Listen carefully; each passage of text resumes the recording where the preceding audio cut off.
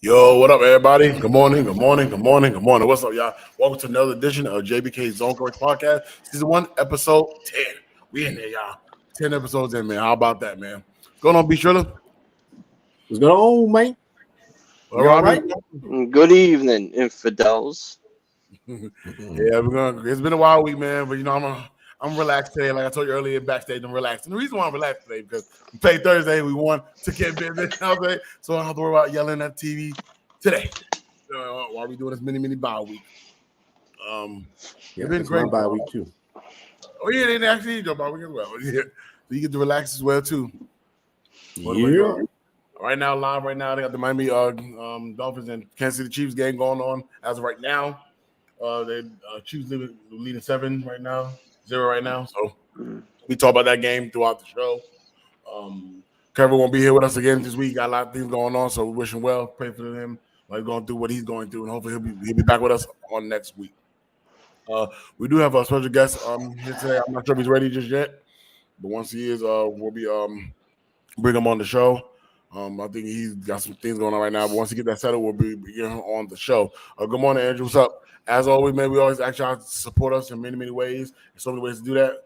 And the easiest way to do that is our QR code. So once you scan our QR code, it takes all of our platforms that we like y'all to follow each and every week. That's how we grow, because remember, we're nothing without you guys. And we always want to acknowledge who we talk to throughout the show. So I'd like for y'all to hit that permission link. Hit the permission link. It brings up your name. It shows exactly who you are. So we're to shout you guys out. So we always want to do that, man. But make sure y'all engage with us. Flood the comment section like you always do, man.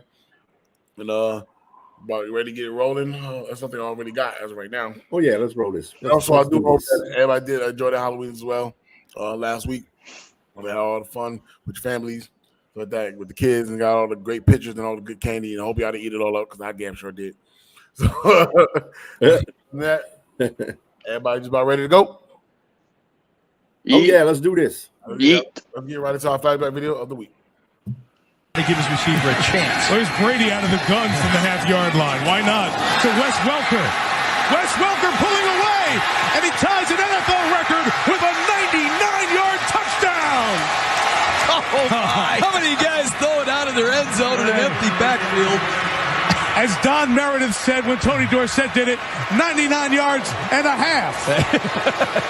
And that was Brady. They're in a desperate situation. Tom on his back foot lobs it with perfect trajectory. All right, now was your flashback video of the week. That's what's working 99.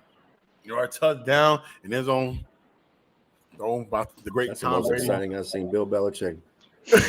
Man, 99 yards. He been doing stuff like that. It's crazy. Yeet.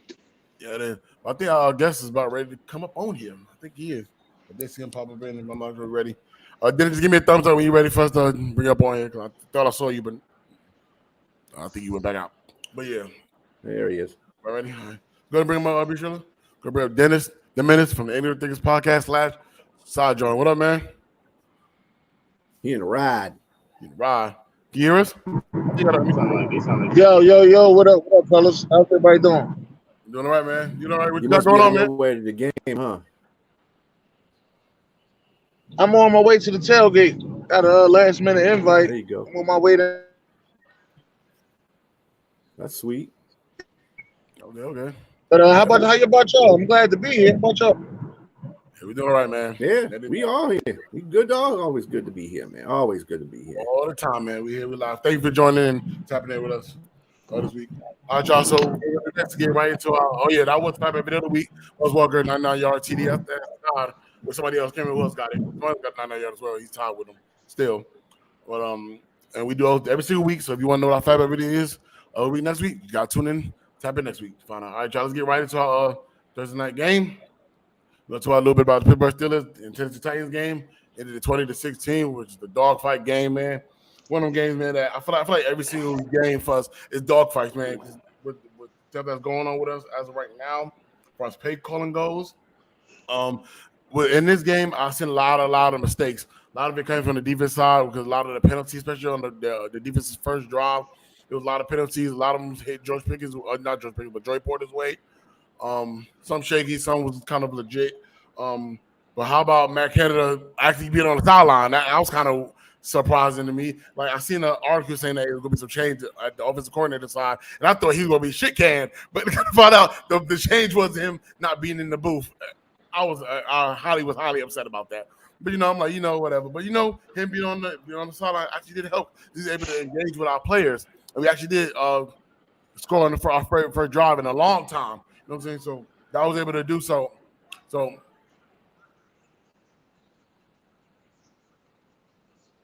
What happened? Uh-oh. Technical difficulties. So he entered what did you think about the game? He entered the Matrix. Yeah, sorry about that. So yes, we did have our first drive, but after that, we kind of slowed down like we normally do. The defense is defending us as always. Pickett missed a lot of shots throughout that game too. One to Dante Johnson, one to George Pickens. Those that should be made, he did not make those. And then we went back to struggling once again. The course of the game, like we always do, defense bailing us out. We got a sack from TJ Watt. You got a sack from Hightower. We got a sack. I think we got a sack from I want to say what was his name? I think Robinson got one, and then Kawhi Alexander wanted to get a stealing interception, game-winning interception to win us the game. And Dun Johnson got his first touchdown. Hightower was balling in that game. He was definitely. And then Dun Johnson, how about him? Get his first TD in the last 600+ days. So congrats to him. I was very excited for him. I was very well. Let me explain what happened there. What happened was I had got Deontay Johnson in my fantasy football league, and so I had to pull him aside and say, look, dude, if you're going to be on this team, you're going to score touchdowns. Sure enough, he got a touchdown. So there you go. He gets on my team. I talk to him. That's what happens. You get touchdowns, man. We don't play with that. But anyway, so yeah, it was a pretty interesting game. I really liked Levis in that game because he did play very well. I think he took the pressure really well. I think with all the offensive line misalignments that were going on in the game, he still stood in the pocket and took hits and threw accurate passes. Except for the last one, obviously, was interception, but they had to score a touchdown to win the game. So they had to put it on his shoulders to win the game. But he did overall. Levis did a really pretty good job against that defense. I was pretty impressed by that rookie. I think they got their quarterback of the future, to tell you the truth. I've seen 2 games. He's been excellent in both games. Like I said, he lost, but that's a team thing. I think if it was offensive line was more stable, he probably would have had a better game. But his offensive line was just crap. So they're going to have to address those issues in the offseason coming up so they can get that offensive line good for him, because he's finding receivers that Tannehill wasn't finding. So, and I don't think Malik would have done a better job either. So not at all. He was really good in that game. But Pittsburgh's defense prevailed, and the offense picked themselves up. And I think you're right, Canada being on the field and actually talking, because you lose a bit of that humanity when you're in your own booth. You know what I'm saying? Right. You're not down there talking to nobody. You can't really interact physically with anybody and talk to them in their face and stuff like that. Like you can't do that in the booth, but when you're down on the field, you could do that. And I think that made a world of difference. We will be seeing Matt Canada on the field from the line, and that'll probably help the defense. I mean, offense a lot better. So, most definitely. All right, Robbie, what's your thoughts? It was a good team effort. The defense played like I expected them to play. The pass defense was a little shaky still. But it seems like if teams were smart, they would go off the opposite side of Joey Porter Jr. Yeah, how about him, man? He played great. But to be quite honest, Matt Canada called a good game versus the Tennessee Titans team that's 4th place in their division and 24th in total defense. It was a good team effort, but I like to see Matt Canada call a good game against a good team whenever we get that chance. Yeah, for sure. How about Will Levi, man? He played really, really great. I think they found their quarterback and him, man. He played real good. The whole game. Very, very surprising though, because I thought they would have protected him with Derrick Henry. We was very surprised though. For the most part. Mike Vrabel took the handcuffs off and let him sling that thing. Yeah, he was, and was he not doing it the whole night? Especially on third down, big third down conversion, man. And how about Joey Porter Jr. was locking down Hawkins, man? That was really good for him. Like, yeah, he had that one bad series where he was getting penalty after penalty and messed up on a coverage and everything like that. But then he came back after that. He settled down. I think he was just nervous. Yeah, he went out there and he said, "Make it a point for me to be on Hopkins when I can." And I think that, the first series he was a little bit nervous. Hopkins had a pretty, he had a decent game. He went a great game, but that when he had his gains, it was against linebacker coverage. Yeah, it wasn't against corner coverage. So he Joey Porter did lock him down. Yeah, but that Levis kid, future's looking bright for the Titans. For sure. Yeah, like he got a cannon. You do, man. I bet you they'll keep. I bet you.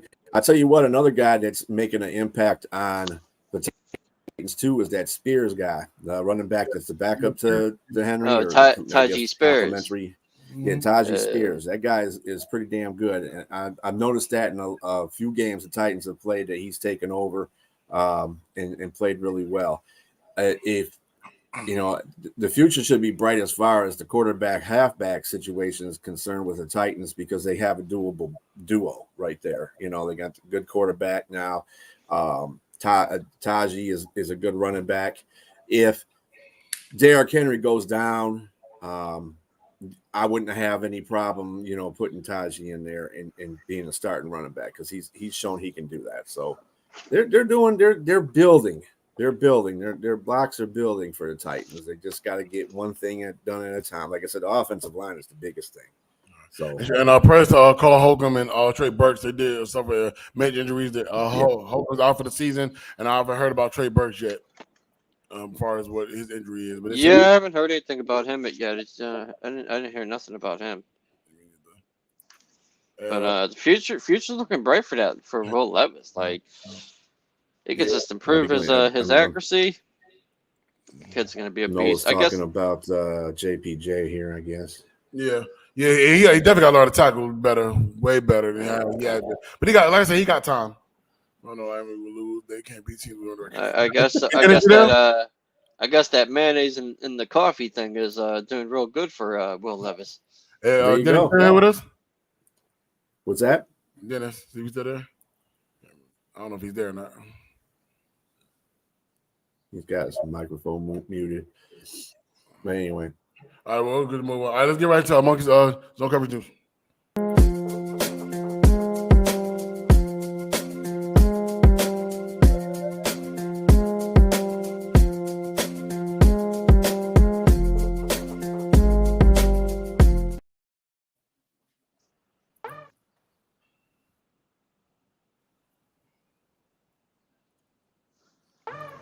For the first time in franchise history, the Jags have won 5 games in the same month. Will Levis is only the third rookie quarterback to throw 4 touchdowns in his NFL debut, joining Fran Tarkenton and Marcus Mariota. He also became the 6th rookie quarterback to start a game this season, which is tied for the most in NFL history through 8 weeks. It has only happened 2 other times in 1971 and 2021. CMC has tied Lenny Moore for most consecutive games, scoring at least 1 touchdown with 17. The 49ers are only 1-31 with Shanahan as their head coach in games where they were trailing by 3+ points to start the 4th quarter. Tyreek Hill is now the first player in Super Bowl era to reach 1,000 yards in just 8 games and the 4th player ever to do so.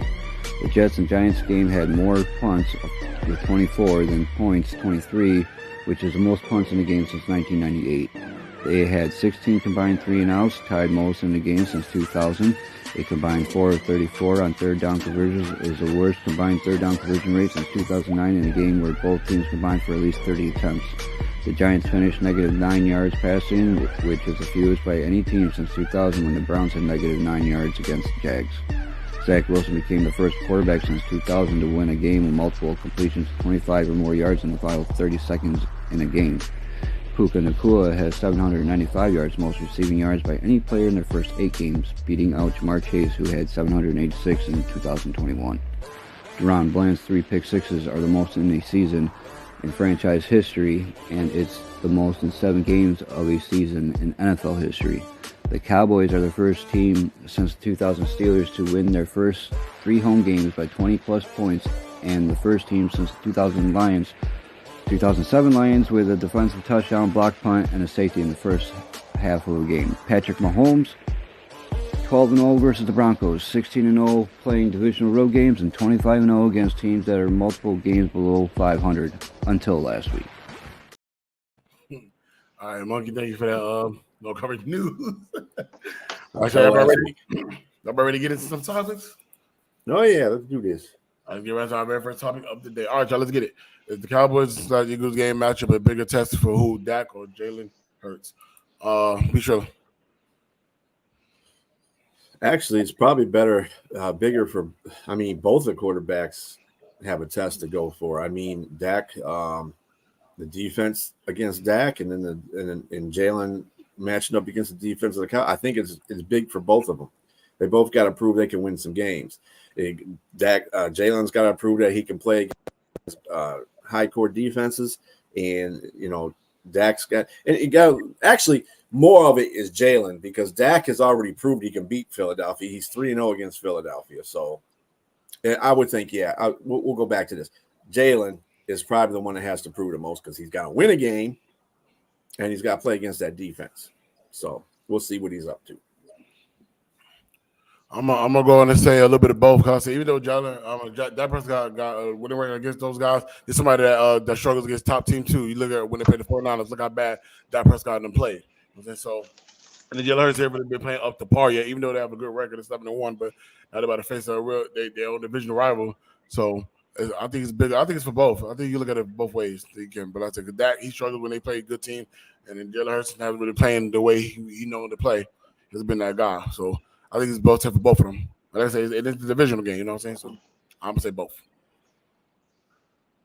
Robbie. I'm gonna go with both, because Jalen Hurts all season he's been looking shaky as a pocket passer.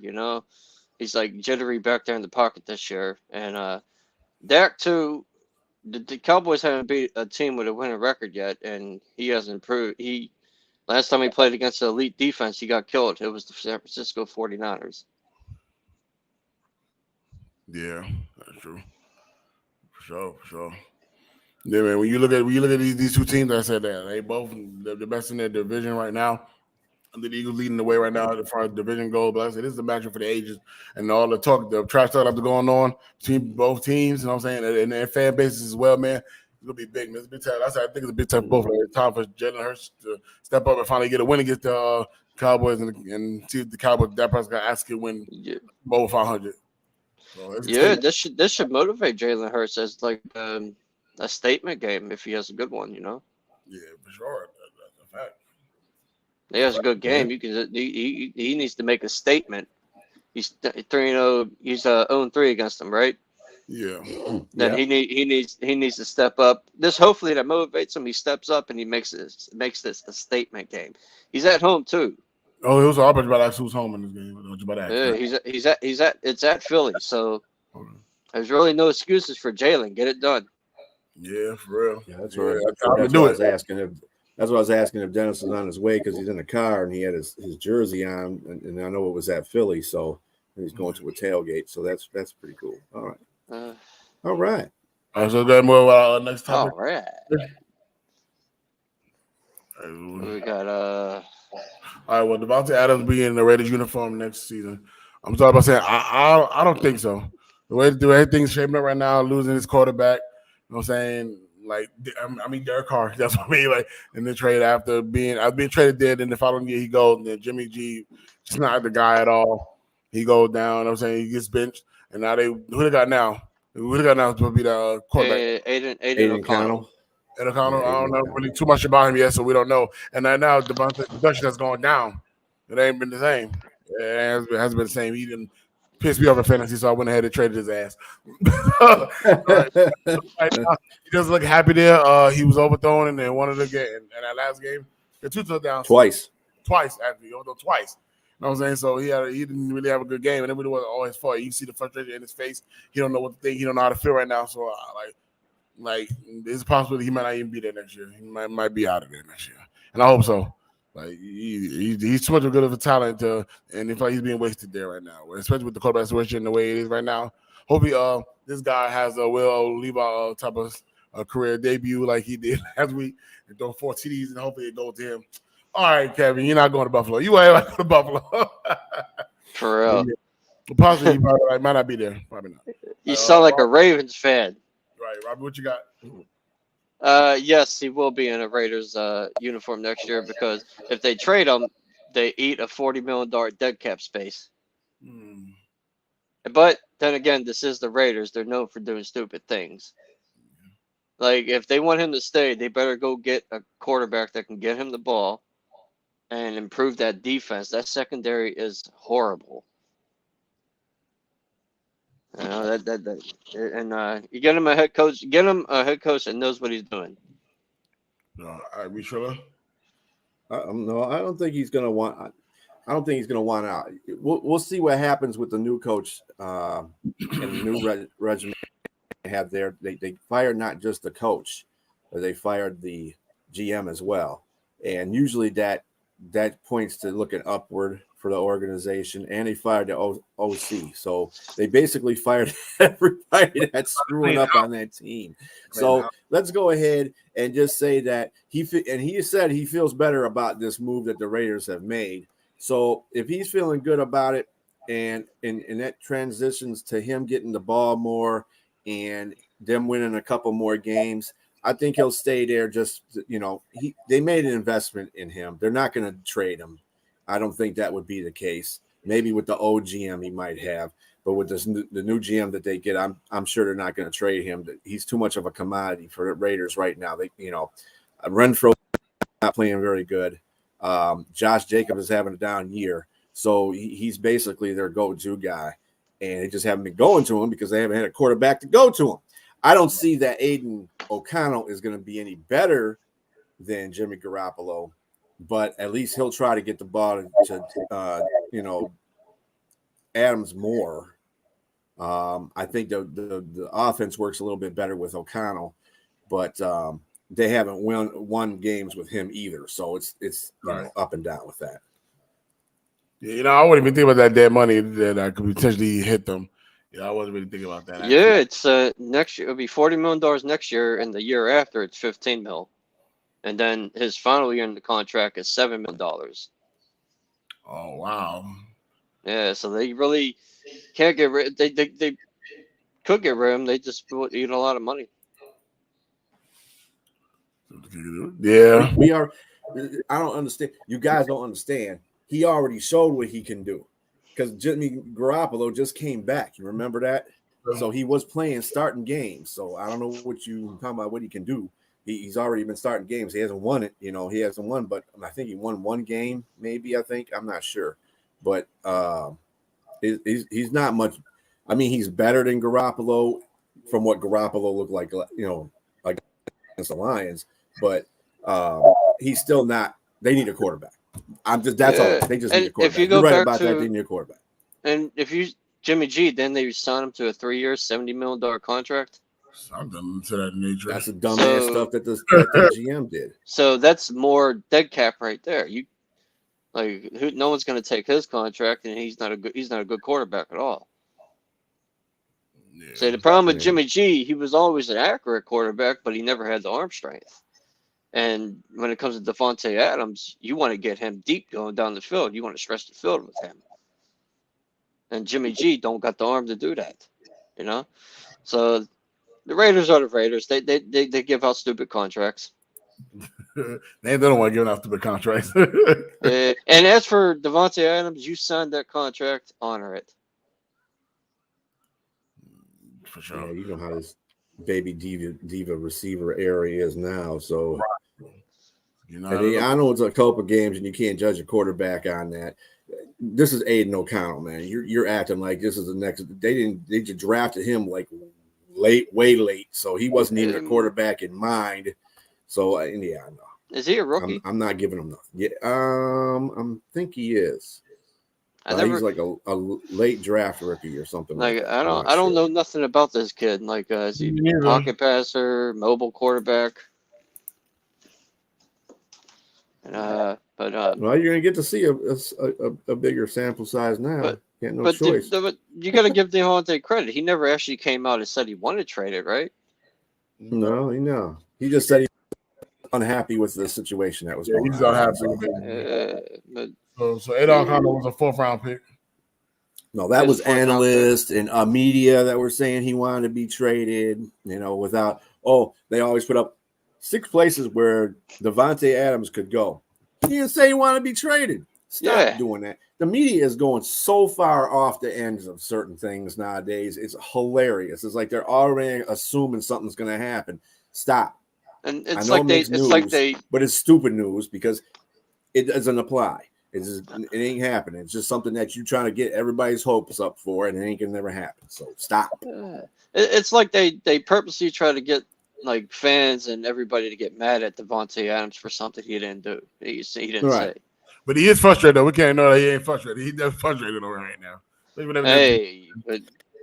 they gave up picks for him too, right? But they gave was it a 1st round pick? I was going to move on for Devontae. Yeah, was it a 1st round pick? He was wasn't he a free agent anyway? They traded him. Didn't they trade him? Yeah, he was a franchise tag, right? They traded him. They were trying to get a contract out of him, but they didn't give it. He asked for a trade. They traded him. He was traded. Traded. Yeah, I think he was traded for like it was like a 1st round, 22nd overall pick, I think, or something like that. I don't remember. But yeah. He'll be all right. Yeah. Do you know what? If it gets worse, though, I mean, let's see what happens with the new regime. If they do well and Devontae is comfortable with them, then they'll be fine. Yeah, if they go back the same way that they're going right now, or that they started off the season, that he ain't gonna want to be there. They should have never got rid of Derek Carr. 1st round, 2nd round, and so basically the 1st and 2nd. They should have never got rid of Derek Carr. Yeah, that's why he was saying he came there to put 2 players with Derek Carr. Do 1 season with him to get traded? I understand the frustration there. You traded him for a 2nd round pick. Yeah. All right, y'all. We're going to move on with our next topic. Show. All right, y'all. Which one of these 4 franchises are in the world of hurt right now? Washington, Vegas, Chicago, and the New Jersey Giants. I put New Jersey Giants. Man, I know you had to. If you ask me, I'm gonna say all of them. All of them got a lot of stuff going on with them right now. A lot of issues going on right now. You got to think about it. Washington, they shredded all their top 2 defensive players recently. The head coach ain't doing so well. Sam Howell ain't doing well either.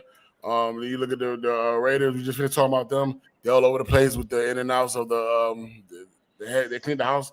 And as far as coaching staff, they have really no quarterback out there right now. They're one of the top receivers in the game, and he's not really happy there. But hopefully, with the change of the clean the house staff, hopefully that helps that situation. But they've never been a contender team anyway. They got good defensive players, but they're not there yet at all. Hunter Renfrow got a contract this offseason, and he has been a no name. I haven't heard his name at one time this season. I don't know what's going on right there. Josh Jacobs, like Bishop talked about, has had a down year, so it's a lot going on there. Chicago is gonna be Chicago. They got lots of going on there. They did put some good pieces though for the defensive front. I still question the quarterback right now, and I don't think it's all his fault there. But there's a lot going on there, and then the Giants just don't look so good right now. They got a coach that came up being a head coach of the year, and now he's looking pathetic. Daniel Jones, trash. Saquon Barkley not looking so well either. Like there's a lot of injuries going on over there. Darren Wallace is now down. Troy Taylor is down now too. It's just a lot going on. So like it's like a lot of these teams got issues, but I think whoever got the most word on her, if I had to choose, I don't probably be Washington, and if not, to be Raiders right after. But I think all of them got a lot of issues, but that's just me. Bishop, what you got? Well, in my opinion, it is Chicago because Chicago still has a same sorry ass GM that they got. They don't know how to draft well. They don't know how to get the most out of their people. They still haven't figured out that they need to repair their trenches first, offensively and defensively. Yeah, Montez Sweat is like a $98 million Band-Aid that they have on their defense right now. Their defense ain't bad. It's not great, but it's not bad. And that he might add a little bit more of a dent to it. But the offense is terrible. Their running back by committee is not working well. None of their running backs are really the greatest. They have no offensive line. So that's why Justin Fields isn't playing, because he's hurt. And, you know, the guy that they have in there that's playing all world is the Badgley guy. And he's, you know, Badgett, whatever the hell his name is. Tyson Badgett. Yeah, Badgett. He's playing pretty good. I give him that. He's playing pretty good. He ain't got nothing to lose. When you got players out there that play and they ain't got nothing to lose because they're already a backup and they don't give a damn anyway, they usually play pretty well. But you got Fields out there trying to make too much out of everything. He's not reading defense as well. He doesn't have anybody to lean on to tell him, look, dude, you don't do this and you don't do that. He doesn't have great tutelage, professional football tutelage on the sideline. So his coaching staff, the coach is crap. I don't even know why they got Eberle. Ugh. But anyway, they're the ones that I feel that are in the most, at least there's changes on the other three teams. Las Vegas made their changes. Washington made a change in ownership. I wouldn't be surprised if Ron Rivera's not there after this year. That'll probably be the last change that they'll make. And the Giants are just going through growing pains with Dabo. So, I mean, they had a good season last season. This season, not so good. I think they just got to readjust. I think they got to get better players on. I guess they're another one that has to get some better skill players. Their skill player situation besides Barkley sucks. They don't really got a number one receiver, right? You know, and their tight end can't play. You know, is not playing right now because he's hurt. Yep, and he's telling, I don't have no timetable for coming back. That tells me right there you're just giving up on the team because you really don't want to play when they're not doing well. So it's a whole herd of things, but they'll be okay. Yeah, but from what I heard is that they were talking 4 weeks for each, him and Tyrod Taylor. Because you know me, we pushing 4 weeks, minimum 4 weeks a year. Yeah, all in the water hurt. That's what I was saying. They're all in the water hurt. All right, Robbie. See, I don't consider Washington like a. I think they're actually going to be in good shape if Sam Howell. Granted, it's his first year, but he's not playing bad. You know, if you look at his stats, he has 13 touchdowns, 8 interceptions. Like, it's for 2 ways for him. He can either get better or he can get worse.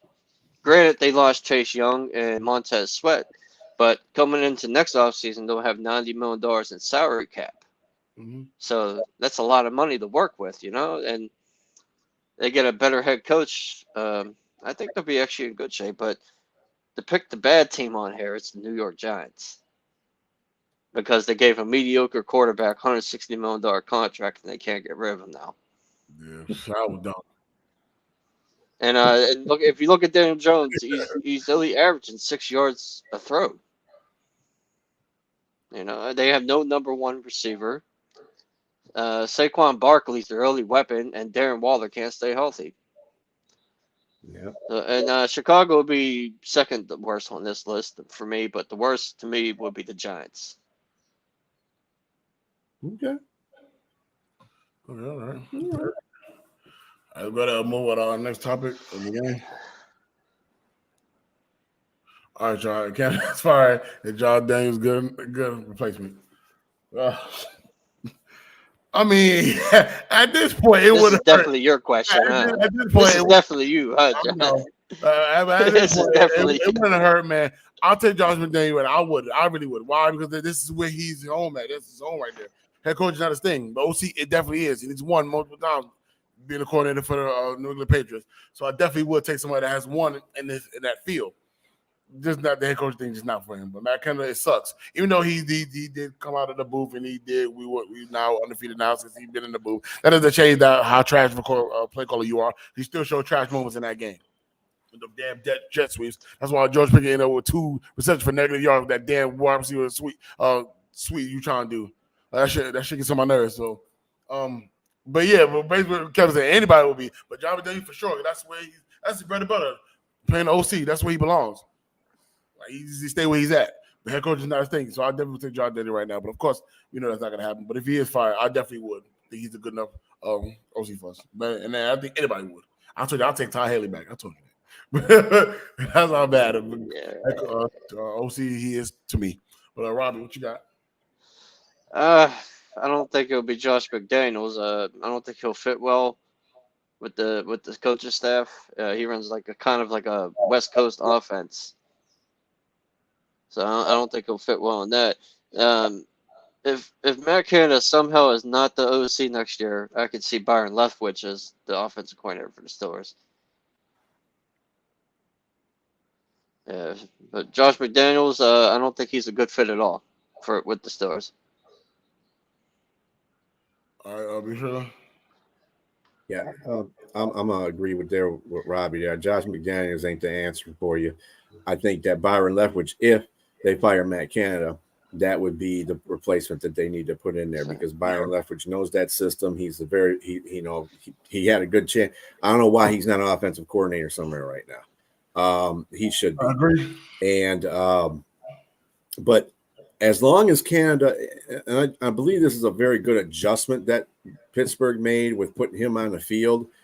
Like I said before, him being in the box, it's a whole different world of vision and talking to your teammate, talking to the football players, on the box versus being on the field and being in their face.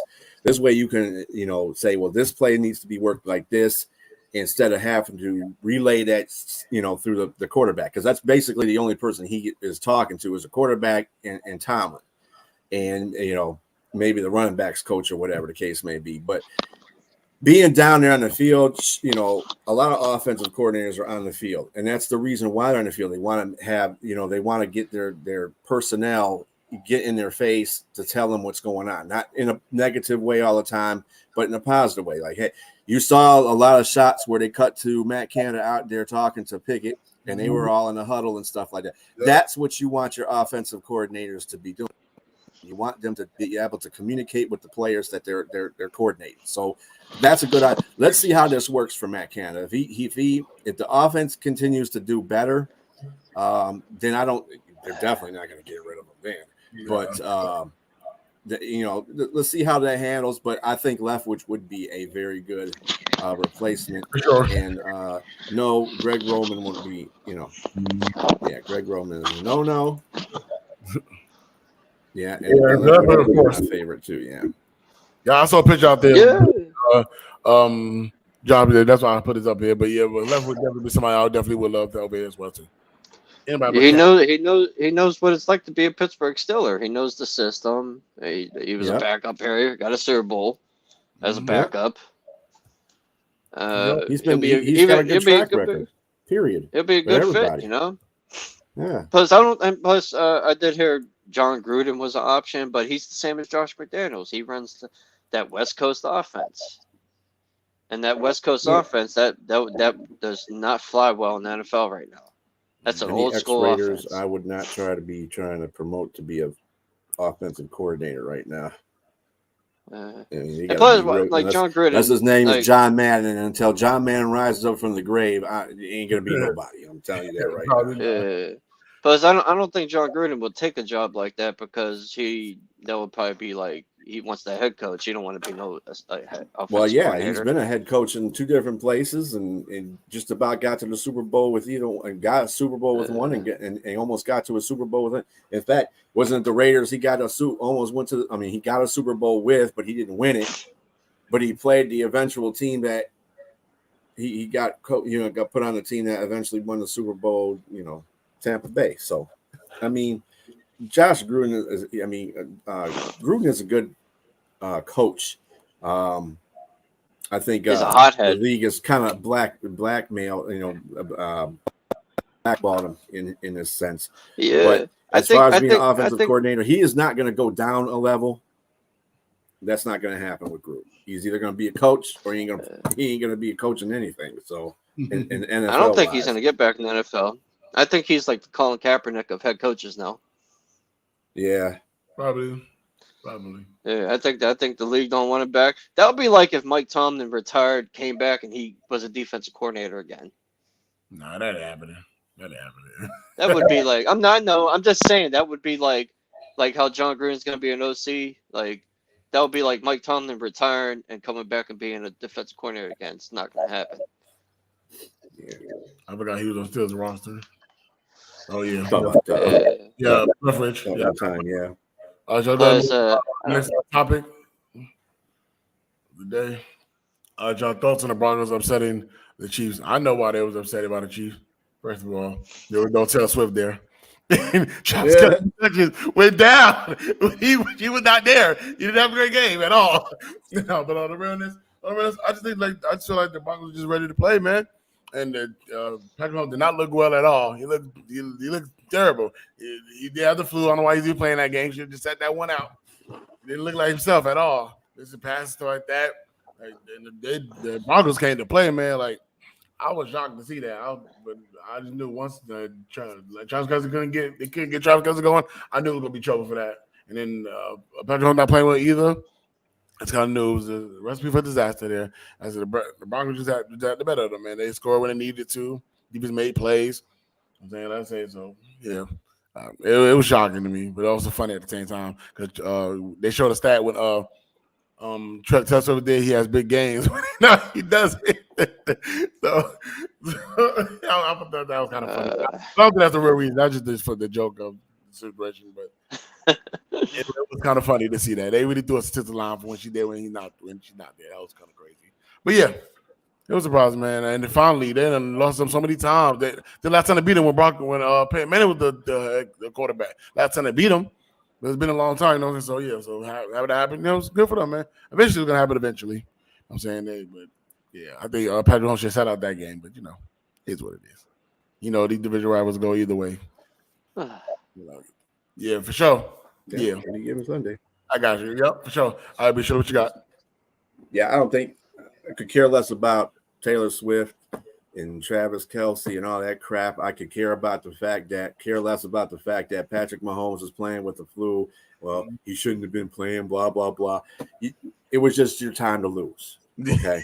Kansas City. You done beat this team 16 damn times. It was the team that had the most losses to one team in NFL history. You lost a whole season of games practically. You would have been 0-16 if you had to play Kansas City 17 times. You leave 1-16 if you had to play Kansas City 17 times. So, those things happen. That's just due. They were just due for a win. And, they just caught Kansas City on the day that Kansas City thought, hey, we'll go in here and we'll beat them again. It'll be 0-17 against us, and they play with that kind of an attitude, and that's what happens. When you play with that kind of attitude, you get beat by that kind of attitude. So they lost. Oh well, it happens to the best teams. We've seen that all this season. A lot of these good teams losing to the little sucky teams, and that's what happens. So I guess you call it upset alert. Yeah, I mean. It is what it is. Hey, Robbie. Hey, man, it's motivation. You 16 straight losses. Like that better be motivating. You should have been motivated after like 4 or 5 losses in a row. Like the 8. That's 16 games. That is 8 seasons right there. That is 8 seasons. Like holy shit, man. And why is it? Every time I look at Travis Kelce, he reminds me of Doofy from Scary Movie. He needs to grow his beard back and hurry up. That looks crazy. And I guess because his mommy wasn't in the stands, he lost. Their team lost. No, Tess and I mean by mommy Taylor Swift.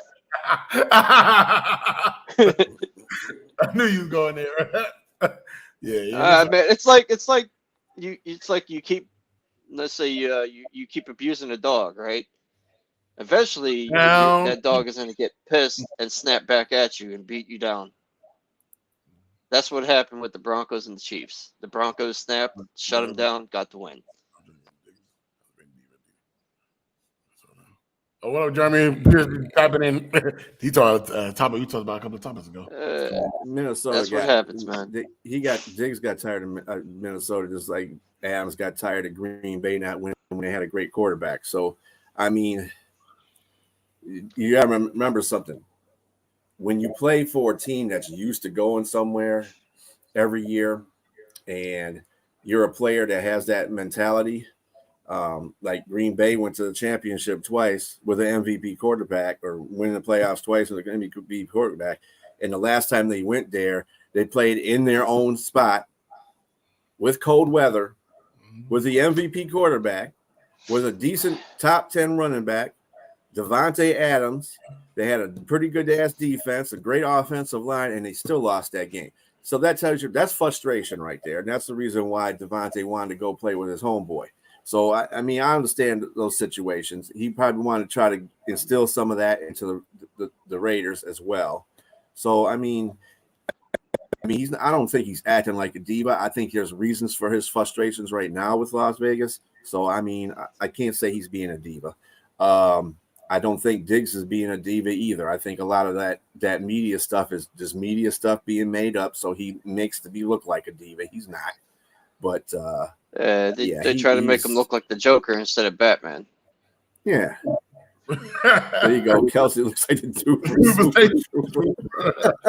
Ooh, Officer Farva. He's talking about Farva. Yeah, that's it. I would have guessed that dude from Me, Myself, and Irene that Jim Carrey played.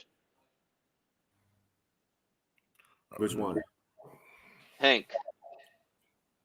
Where he went into you his mean other with the big profile chin? and yeah, The with big the chin butthole one? chin. He said, "Look, Dad, you can blow your nose and wipe your ass at the same time."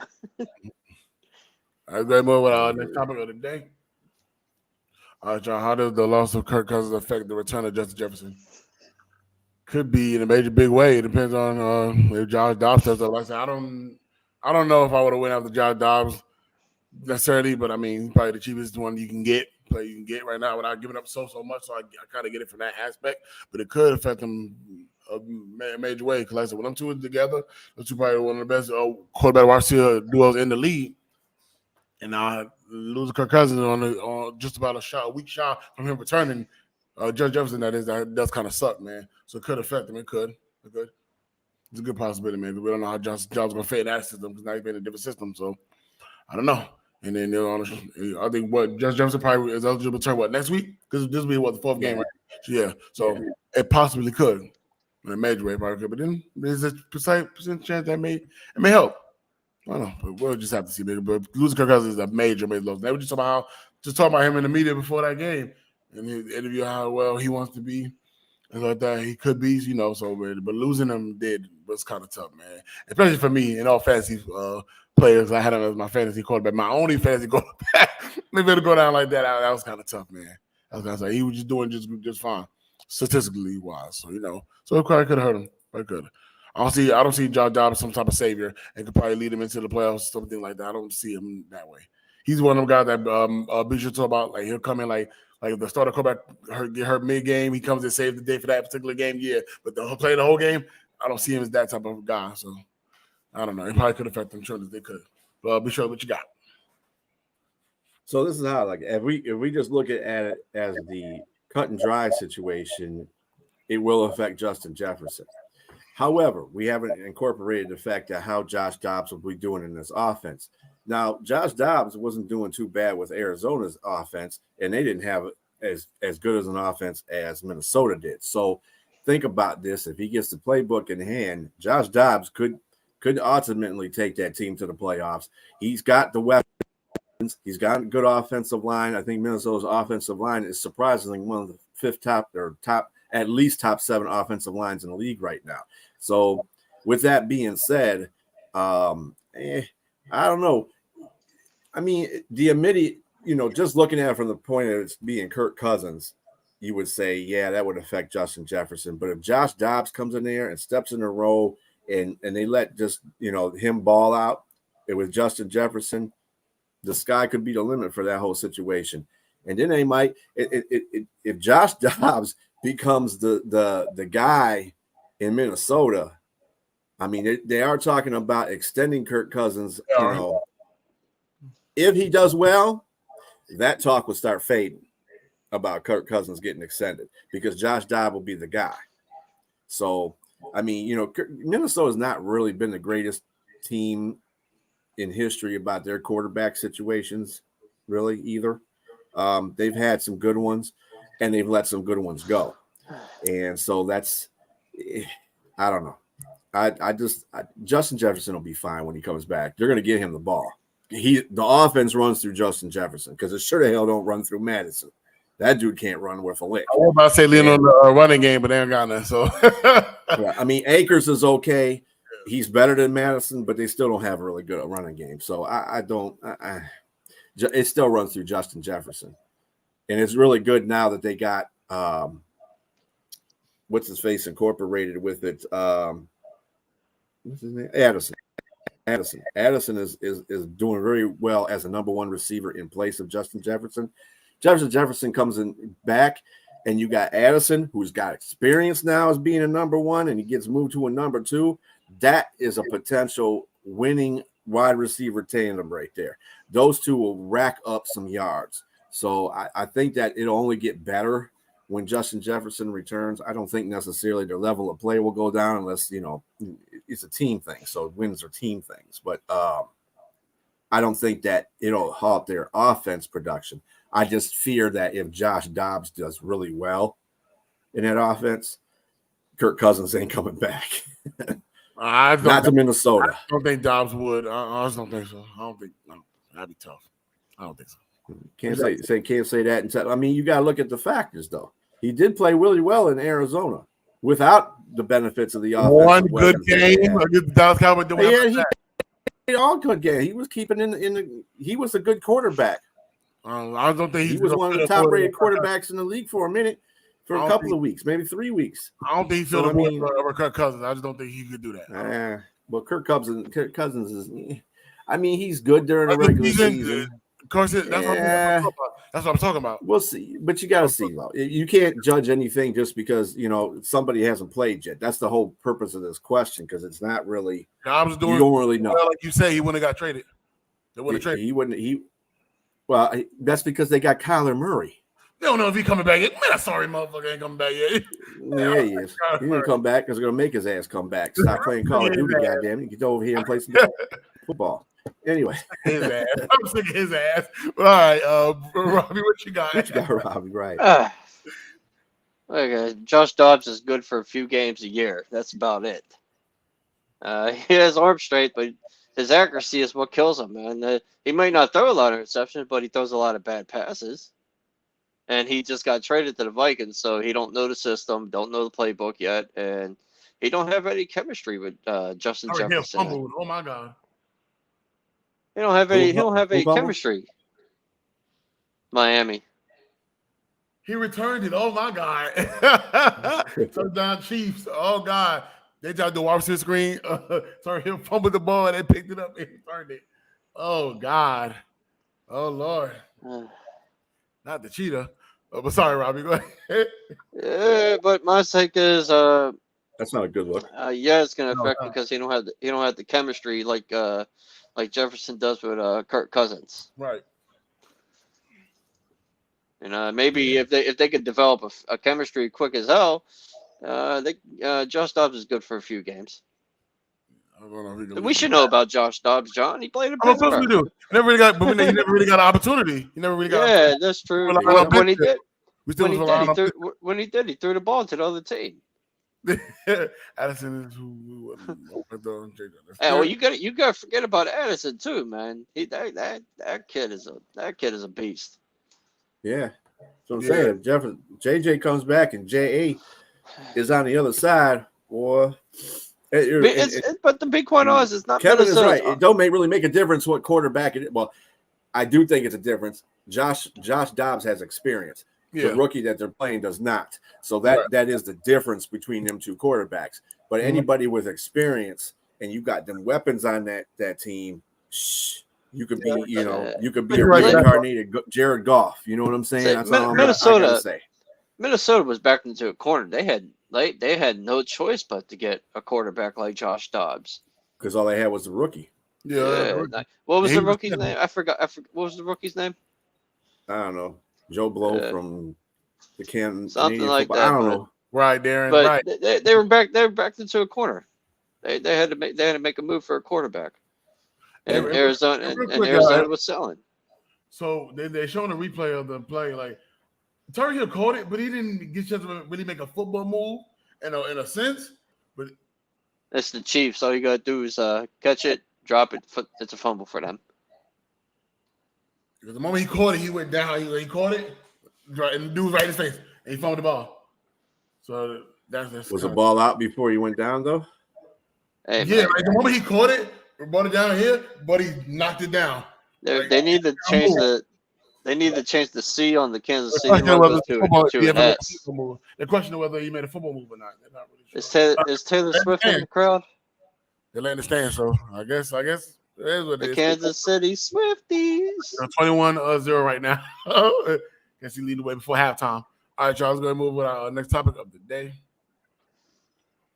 All right, sure. Will a player does off the field be used in consideration of whether or not they make the Hall of Fame or not? I find it interesting to want to talk about. I was watching like old podcasts like First Take, Undisputed, and they talked about I guess they brought up the Ben and Eli conversation, like who had a better career and or whether or not they make Hall of Fame or not. And the first thing they brought up, what they started want to talk about was off the field issues. So how me inspired to want to ask this question, like, is it fair for them to use what they had to do off the field to determine what whether they make hair in Ohio or not?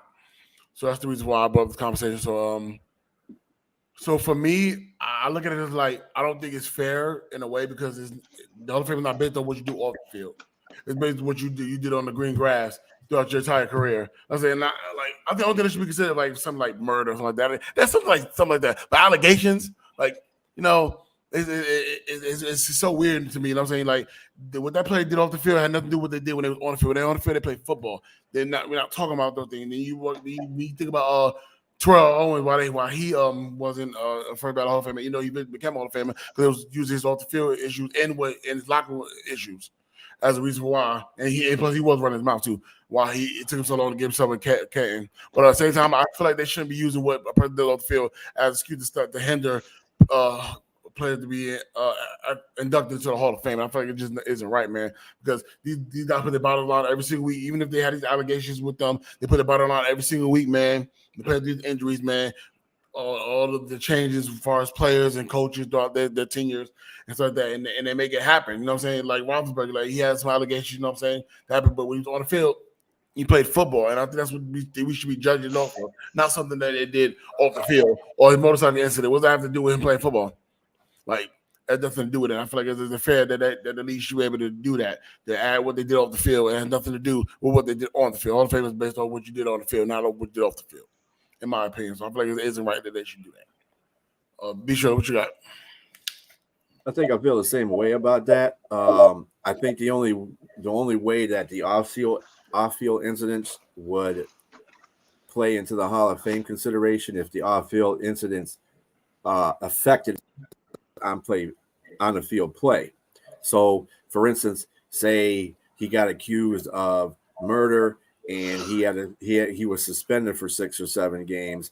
That affects the team. So, thus, that's something that comes front and center. I mean, we got to remember Ray Lewis is in the Hall of Fame, and he was accused of murder. Exactly. So, I mean, but it didn't stop him from being in the Hall of Fame, though, did it? No.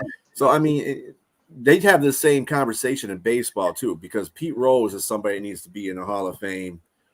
And I've always said this: it doesn't make a difference. He wasn't just because he bet on his team. You gotta fucking come up with a win, even if you bet on your team. Mm-hmm. But he still didn't stop him from being one of the greatest players ever. So it doesn't make a difference if he gambled. That's his prerogative off the field. But dude, he was putting up the numbers. He was putting up the stats. So it's the same thing with football. You put up the numbers, you put up the stats. You should get you should get recognized for that. You shouldn't get recognized for what you do off the field. Who cares what you do off the field? I think what Terrell Owens is, though, he really didn't have any off the field issues. All his issues had to pertain with the media. Mm-hmm. and messing with people on the field. That was his thing, and the media just did not take to that, and it's been like a chain of media going down line and just saying, well, we're not going to just vote for him, we're not voting for him because he just treating the media like shit. That was that. That's just he's just being blackballed by the media. Right. So I think Terrell Owens much deserves to be in the Hall of Fame. He definitely needs to be in a Hall of Fame. He's one of the greatest receivers ever. I mean, he should have been. Like, he should have been. Yeah, he should have been. Yeah. First ballot. Is what I'm saying. Robert, what you got? Yeah. See, with players, it's all about like your image. Like if you're a good team player, you got the good stats, and you go to practice, watch the film. Yeah, I that agree. gets you into the Hall of Fame. It should matter what you do on the field. Like unless like Brian said, Ray Lewis killed 2 people. He still made it. Allegedly. Allegedly. Okay, allegedly. Okay. But that was in an old era of the NFL. You know, the new NFL, the NFL got to protect their image. So if you're having issues like Henry Ruggs, you're not going to get in the Hall of Fame. Deshaun Watson, do you think he's going to get in the Hall of Fame? Probably not. Even if he had a good career. Let's say he goes lights out. I don't think he gets in because of the allegations against him. But if you ask me, I think it's what you do on the field, not off the field. Right. Unless it's like murder, like you've been accused of murder, like that. I get those out there. Yeah. Unless you're doing stuff like getting like Ray Caruth, rape, murder, Henry Ruggs, situations like that. But if you're just partying and getting arrested for over minor stuff, I don't see that as an issue at all. I mean, if that was the case, over half the Hall of Fame players could probably be cited for something that they did off field that wasn't, good for their image. But you got one football player as a Hall of Fame football player and killed his wife and hauled off in a white Bronco. So what the hell? He's still in the Hall of Fame. OJ got into the Hall of Fame, what the heck? right? Right, OJ. Yeah, in the Hall of Fame. Yeah, anything's possible now. You know what I'm saying? Anything's possible. It's what you do on the field. That should be what matters the most. What you do on the field. Right. But somebody now considering off the field issues as a way of consideration to make it Hall of Fame. I feel like it just isn't fair. It isn't right. It doesn't matter on the field. It's not affecting what they do on the field, what they play. Right. Yeah, that's what I always went by. Like, if you were a good player, good teammate, you did the whole 40-yard, you're good to go. What you do on the field is what matters. Exactly. All right, y'all. Let's get more with our next topic of the week. How will the line split the load, the halfback load once Montgomery returns? All right, Bishop, what you got? So I don't see that still being any problem, regardless of how Gibbs did in the last game. He's not going to be the primary running back when Montgomery returns. You got to understand something. We do miss out Montgomery. We missed Montgomery in a couple of games when he wasn't playing. He's the guy that we won 2 of the 3 that we played, but he's still a guy that's got to be accounted for. And he does run that ball pretty well, and he does run it straight up the middle and down your throat. That's the kind of running back you need. We had this conversation a couple of episodes ago about running backs and their duties on there and what teams are using running backs for. It's good that Gibbs has got this under his belt because now it's a 1-2 punch for real. It's not something that, we're going to throw Gibbs the ball a couple of times and run him a couple of times and he'll get a couple of yards, blah, blah, blah. Now he has a feel for the offense. He has a feel for the offensive line. He's in tune with Goff. He's going to get the job done when it's time for him to get the job done when he's splitting carries with Montgomery. But it's not going to change. The Lions don't change. This regimen doesn't change a lot of stuff as far as what they're doing right. So they're going to keep Montgomery and be the HB1, and then Gibbs is going to be the HB2. It's just, he's just going to get better carries and he's going to get a better workload. They're still going to share the workload pretty much. It's just that Montgomery will probably have like a 60-40 carry load for him. All right, for me, I don't think it'd be a bad thing once he get back. I guess I'm agree with Bishop with everything he said in that situation. Captain, whatever, man. They broke, don't fix it. If it ain't broke, don't fix it. I think he was more alluding to the Montgomery thing. Yeah, but like saying, like not like he's gonna change the carries wise once he returns. He showed that he was missed a couple of those games. I feel like they'll go back to doing what they've been doing, being that 1-2 person they were before he went down. So, so it'll be just fine. Nothing to change. Not like Gibbs is number one guy anyway at the running back position anyway. He really wasn't. He's Montgomery, so that'll be just fine. It will be no issue once he get back. It'll go back to the same way it was before he went down. So that's all I got for that one. Rob, what you got? Montgomery should get I think Gibbs should change back, put him on third down and put him in passing situations because he's a good receiving back. Let Montgomery take the heavy load and pound the teams and wear them down, and keep and put Gibbs on the third down as the scat back, and you can set him out. So you can put him as a wide receiver in certain situations, Maybe put him on the goal line as a tight end. Give him a little swing pass. I mean, two things you got to look at too. But, Montgomery was, before he went down, he was. I think he was either tied with the lead or leading the league in rushing touchdowns. So, and that was after a few first games. Nobody expected that from Montgomery. He got like 6 touchdowns all last year. He already had 6 touchdowns before he got injured. So and then the fact that you could basically put him and Montgomery in the backfield and really screw up the damn defense, because the defense won't know where the ball's coming from. But that's just me. I don't know what the lines do that. It's a good suggestion. Anyway, what's our next topic there, sir?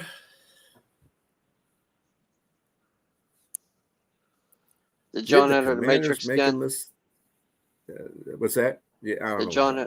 He entered the Matrix. Did the Commanders make a mistake in trading Montez Sweat and Chase Young?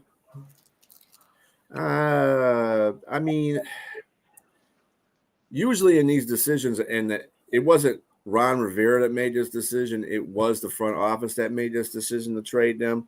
So I would think that Ron Rivera probably would think so.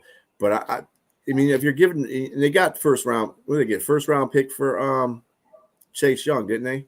Or was it a second round? Second.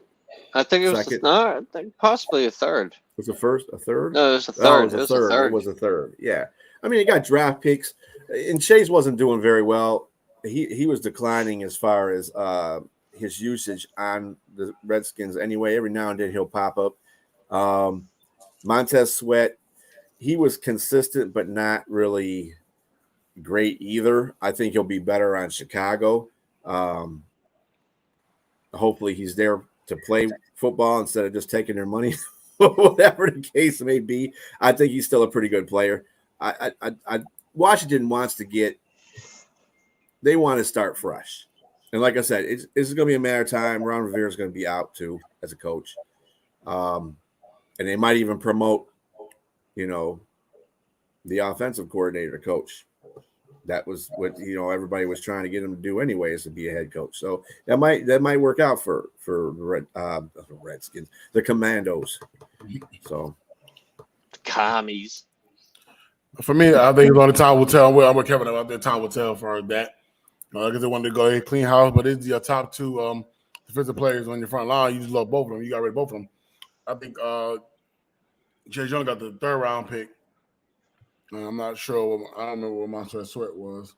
We want to sign a new deal already. Yeah, I think they got a second for Sweat. I think hopefully they make some interesting moves and come draft to replace those guys. Because even though they didn't work out there, there's still 2 great players on defense. So we'll just have to see. All right, Kevin, thank you for popping up in. We get well. We see you next week. So one time will tell.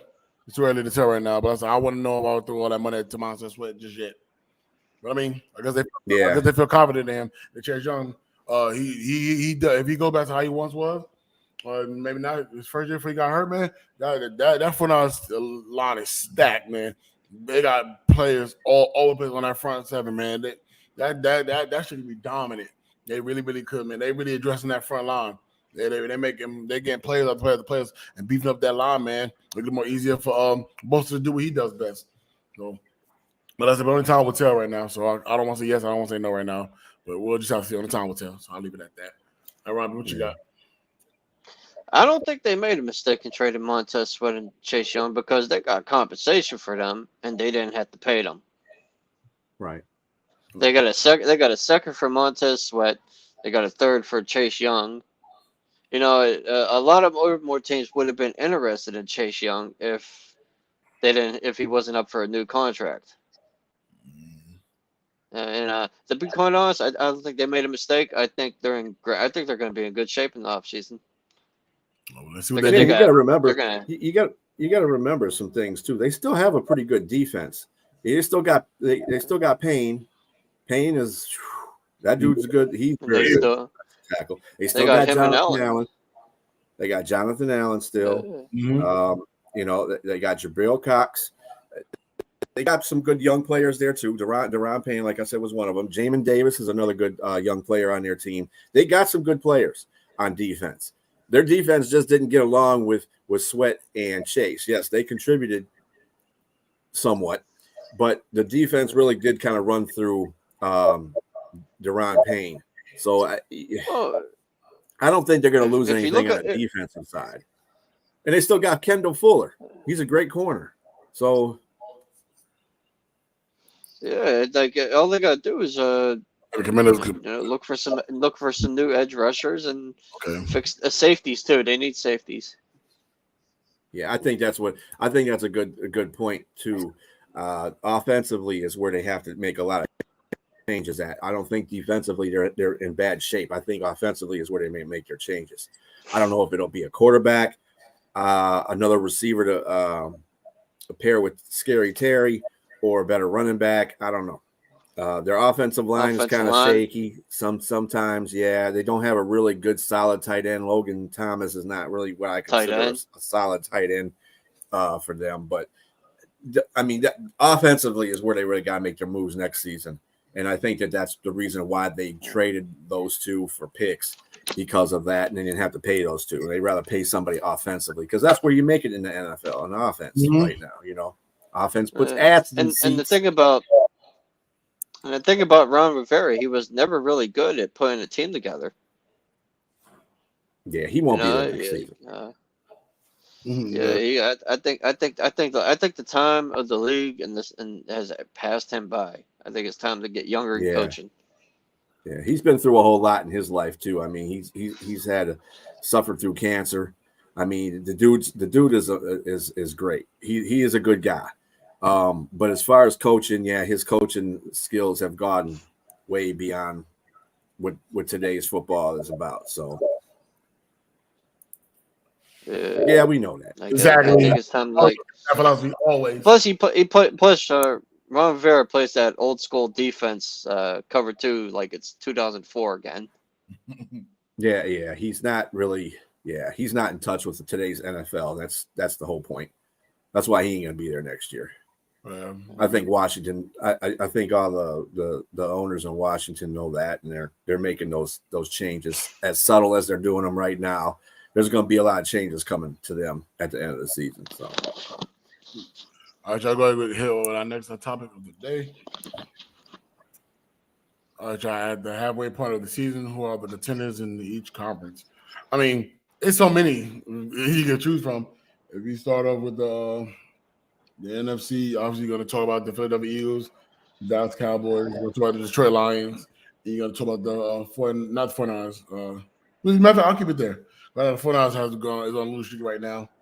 So I'm going to stick with those three. So I'm going to go with the Eagles, Cowboys, and Detroit Lions as of right now. I'm not really too sure about the Seattle Seahawks right now, 49ers, or the Atlanta Falcons at all whatsoever. Or anybody in that division for that matter. So it may be sneaky right now. It'll probably be Seattle probably. But right now, those are my top three for that side of the conference. And then you go to the AFC, you look at Buffalo. You would say Miami, but they're looking a little rough right now. So but they got one of the better records in the AFC. So you can't ignore that. You look at Baltimore, you look at Jacksonville, you look at Kansas City.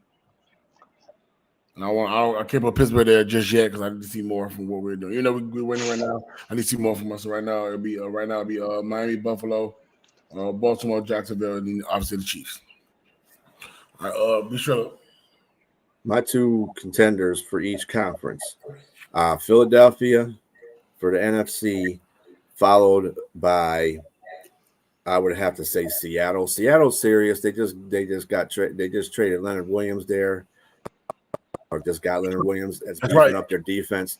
Their secondary, it's starting to look like the Legion of Boom again, as they're starting to get that going. And Geno, you know, sometimes he hasn't played the best this year, but they have won games. And they've won games by, you know, if the offense isn't doing their job, the defense will come in there. And that's what you want from your team, to be balanced. If your offense isn't doing their job, the defense comes in there and does it for you. If the defense ain't doing their job, then the offense comes in there. And that's what Seattle's case has been. They're very strong. I think right now they're playing a little bit better than San Francisco. And also, San Francisco might get better with Chase Young. I still think San Francisco has got an outside chance of being a contender. But I do see Philadelphia and Seattle being serious in the NFC. As far as the AFC side, it's going to be Kansas City. And I'm sorry.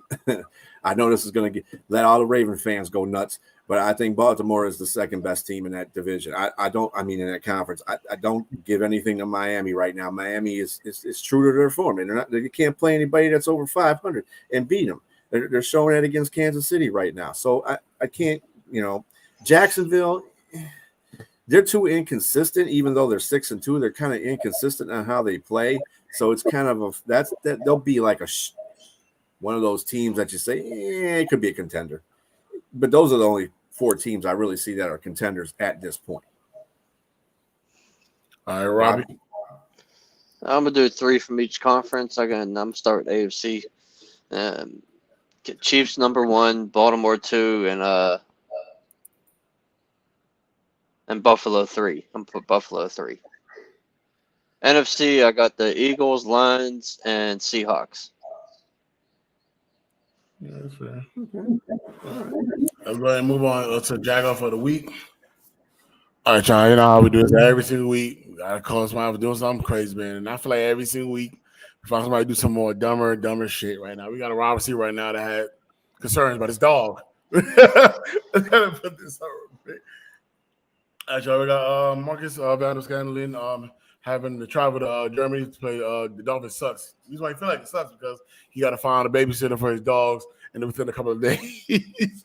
I know we got a lot of fans over there in Germany, so I'm grateful that we're got to give them the opportunity. But it does suck for the players to have to be away from their families or have find a babysitter for my dogs for a couple of days. Things that we have got to take into account. But past that, it is what it is. The problem with this is that you say family. And I get that. Family, I understand it. But it's all dogs here.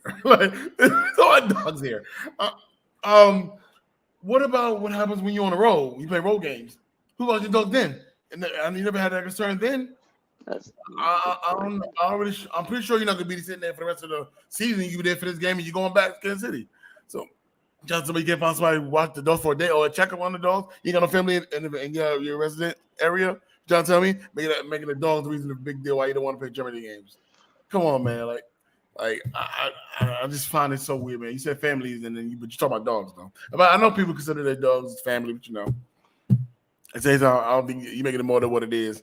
It's not you don't want to play, and I can see that right now. You only got 1 reception for 21 yards as of right now, so I kind of can see why it's different. You go out 100. I understand, but you're not staying there forever, though. But you still do road games. You're still not home. That's why I feel like this is why he's doing Jag over there because it's not even that big of a deal. I mean, you can find somebody, get a dog sitter or somebody can just pop in and feed the dogs, come in and out. Don't have to technically stay there. You don't got cages for the dogs? I don't know. It just seems weird, man. So Jag, we go to MSV right now for that. I'll be sure to got a Jag over the week. No, I kind of agree with you on that one, for the Jag dude. And you know what? I'm sorry. There's plenty of football players that have families that got to do the same thing your ass has got to do. And whether it's dogs, families, whatever the case may be, you have half of your games are on the road. So you have to do whatever is best for your family, animals, whatever the case may be during that time. To complain about it, it fiberglass me. Okay, you're going to be overseas for a couple of days. Big damn deal. Find a dog babysitter. You got the money to pay for it. Pay for the damn dog babysitter. Put them in a doggy daycare or something like that. I don't understand why you just didn't want to play in Germany. That's what it is. Say that and stop blaming everything else. And you didn't want to play. And the reason why I'm going to Jack over because he knew about this game on the schedule for a while now. He knew about this. He knew he was going to Germany for weeks. Yeah. Didn't they announce this before the season started? Yeah, they've been announcing this game. So you knew. Well, you knew. Yeah. He had all this time to get a dog sitter. Exactly. A couple of days. You knew. They announced this back in the off season, right? Yeah, the international game. Yes, they was one of the teams. So he knew. So more of a reason why he got tagged over the week. Even more of a reason. He just didn't want to go. This right here, I mean, that's an excuse. Sorry. This is 2023, man. It ain't that fucking. It ain't that much longer going to overseas. You forget about the transportation that we have. No, I'm still not buying it. Sorry. He knew for weeks, months about the game. He knew. Yeah. He just didn't want to go to Germany. He didn't want to play 9 o'clock. He's like, woo. But no. That's a long flight. He was always with Casey. What are you talking about? What are you talking about? He's been there. He's been there. Yeah. Who is that? Talking about? Yeah. He's been there last year. Who is that? What are you talking about? I don't know who that is. Is that Clay? Make it all. I don't know. He got traded last week. What are you talking about? What are you talking about? He only played for 2 teams in his career. Green Bay and Kansas City. I think you know what? I think he's getting mixed up with McCall Hardman. Oh, Hardman! Oh, yeah, you had him in. What are you talking about? But even then, Hardman got traded a while back. So I mean, it wasn't like he would have. He wouldn't have. Last week? He knew. A week before, something like that. Week before last week. We're talking about Scantlin, not Hardman. Yeah. It's all good. That's what he said. Yeah. Right. You good? Don't worry about it, man. You're a jack off anyway. I'm going to move on with our next topic. You're all right, Clay. Don't worry about it. You good, man. Yeah. I'm going to move on to our next topic of the day. Was it last week? He had me think from last week. Wait a minute. All right, y'all. I was confused. I was about to grab my tablet and Google that shit. Right. I don't know what the hell. Bengals reestablished themselves as Super Bowl contenders. I'm going to say yes. Right now, they're clicking on all cylinders. Right now, they're winning games. Right now, they're dominating games. Right now, so right now they are looking that way. Right now, like we did question the health ability of Joe Burrow, and right now he's peaking at the right time. Right now. So right now they're looking at right now, and right now they 4-3 now. We got 3-way tie right, 2-way tie right between those two. All right, I'm in Cleveland right now. So yeah, right now they're looking really good right now. And they go ahead and win tonight's game. Hey man, watch out! The Bengals is clicking right now. They're coming right now. Jamar Chase's been quiet throughout the season. Now he's woken up. Now the team is awoken now. They're looking really, really good. They question Joe Burrow's health, but right now ain't much of a question right now because they put up numbers right now and they're winning. So right now they definitely are looking that way. But if they win tonight, yeah, for sure. I'll be sure. Yeah, I think that Cincinnati has never been with Burrow. They've never been started off fast. They've been starting out last year. What they were 0-3 or 1-3 or something like that before they started getting going. It just took them a little bit longer this year to get themselves together. But what I saw last week is telling me that they're starting to click. And when Chase starts getting open like that, and getting easy catches and stuff, it's going to start. And Burrow is finding that stuff. Mm-hmm. And Mixon is the only guy really we have to we really have to see that if he starts progressing too, because they're running as quiet as it's kept. Cincinnati's success goes through Mixon, and Mixon sets up that play action pass. You cannot stop Cincinnati if that running is going great. because no matter how good Burrow's playing, no matter how good Chase is playing, Higgins, any of them fellas, if Mixon is not playing well, they're not going to do so well. If he starts playing well, which he did last game, he made some pretty good plays in that game, and he had to keep the defense honest, man. It's going to be over. You're not going to be able to stop the offense. That's for sure. Yeah, man, they're clicking right now. They're definitely clicking right now. Right, so all right, Robbie, what you got?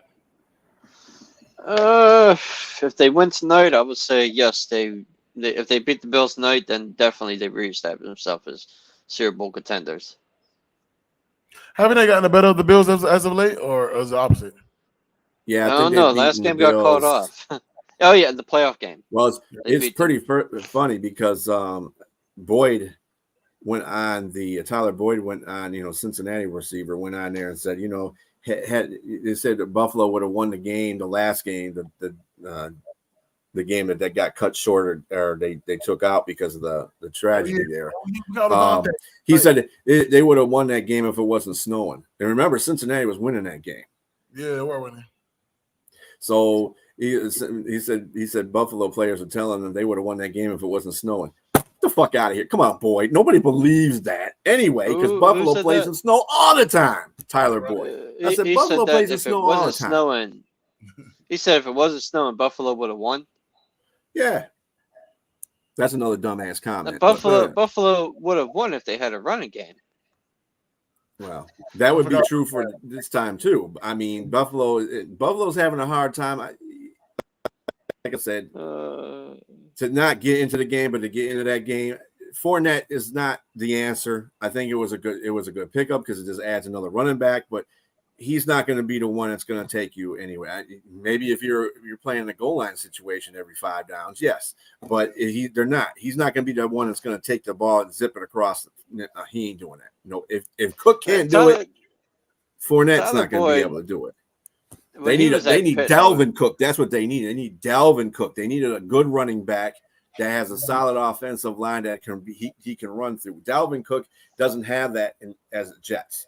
The Jets don't have a good offensive line. Buffalo has a better offensive line than they do by times too. So if Dalvin Cook was the one to Buffalo to play with his brother, that would have been phenomenal. I think that would have got Buffalo to the point where everybody would think they're the Super Bowl, be a Super Bowl contender because they would start winning games that way. But they got to pick up Fournette. Whatever. They're not helping to run a game. That's all I got to say. And you're right. Like we were talking about Cincinnati, Mixon. He starts running the ball effectively. You're not going to stop that offense. It's the same thing that goes with Buffalo. If you run the ball effectively, you're not going to stop that offense. So I don't know. Tyler Boyd got some wild takes. All right. All right. So next topic of the day. All right, Charles. Who is the best receiver in the NFL right now? Is it AJ Brown or is it Tyreek Hill? But this question was put in before the game, by the way.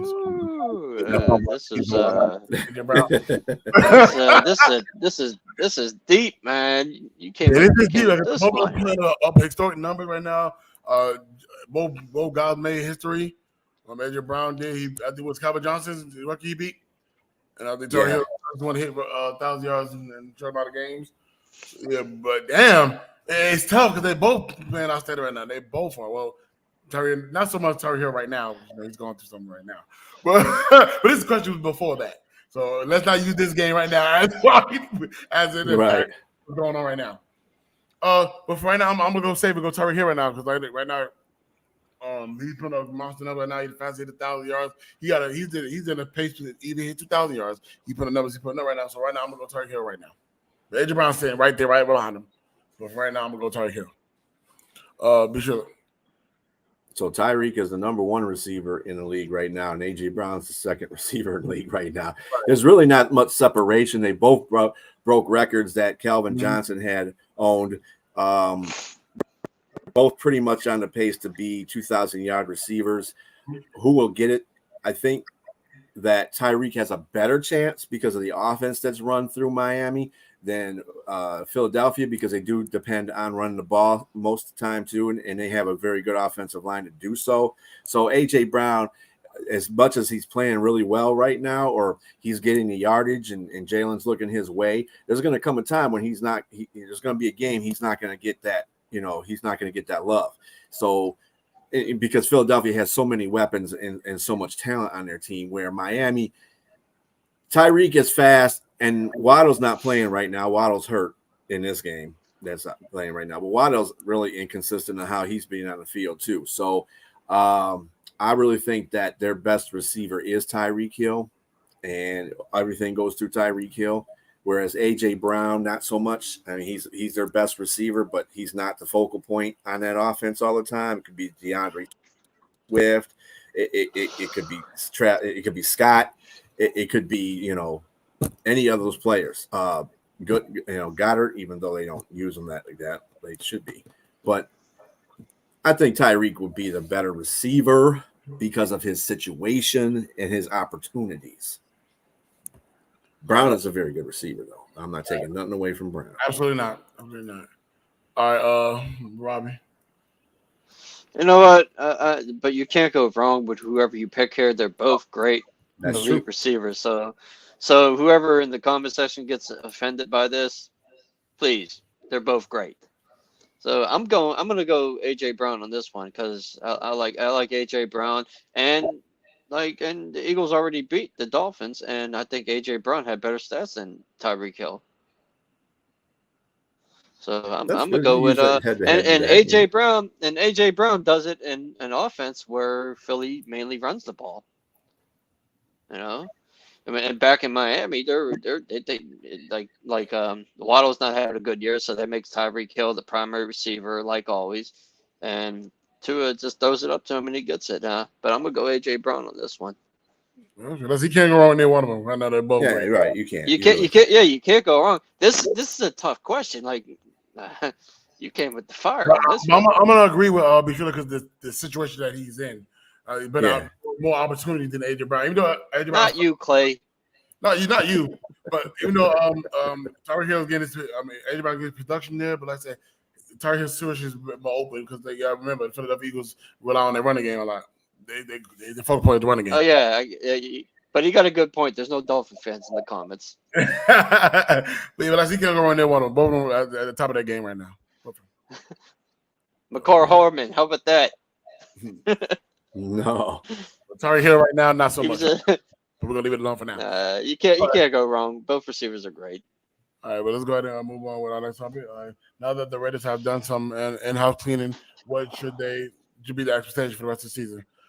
Right now, it's try to stack wins, try to get wins, because I think that's what a lot of these players are upset with, especially what's the defensive player? Max Crosby. He been talking about it, man. They just want to win. A couple of offensive linemen say they just want to win. So I think right now, the expectation right now is start winning.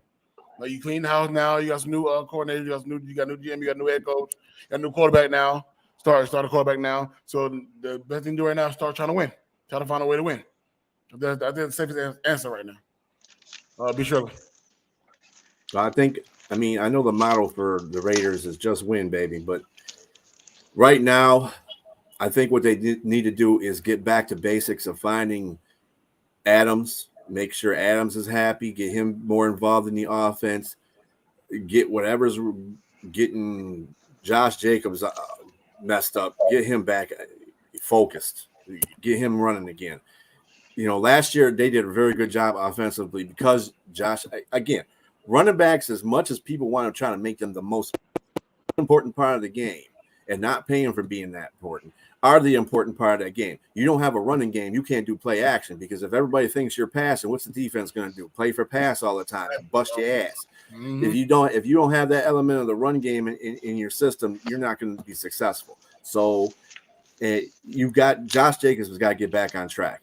They got to get the ball to Devontae. They got to find a way to get Renfro back together again so he can start catching some stuff. I don't know what's going on with all that. Once they find that system, man, they'll start winning. Once they get that done, they'll start being able to win games again.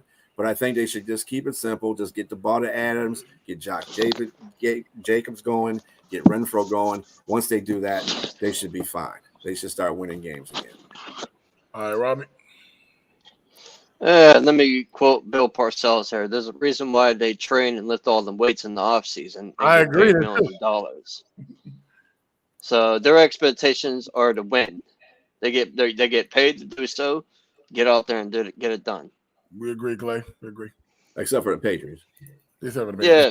Patriots. Like Parcells said, man, there's a reason why you lift all them weights and train. That's right. Yeah. Damn Skippy. But all right, y'all ready to move next topic of the day. Well, I was wrong with the 49ers as they head into their bye week. They got to do some soul searching right now. Your guy, the Mr. Relevant, looks so good right now. But I know Bishop had a thing last week about what you expect. He is Mr. Relevant, yeah, but he was playing at the top level at one point in time. But after losing Debo, and then his production has went down. He's turning the ball over now like crazy, man. They lost 3 straight games as right now. So they need to do some soul searching to figure something out, because sometimes you gotta understand, like, injuries come with play all the time. So you just never know. So I found somebody to step up. And with them stacking the defense is great, which is great, because I still believe defense win games, offense sell tickets. You know what I'm saying? But at the same time, man, they got to start rolling again. They got to find that niche again. And hopefully with Debo Samuel coming back, hopefully they find that niche, because he probably should be back after the bye week. They should be good to go. CMC's still there, still balling. Brother, are you still there? Kittle's still there. But I just really feel like the quarterback need to find his niche, man. Right now, he's not looking so good.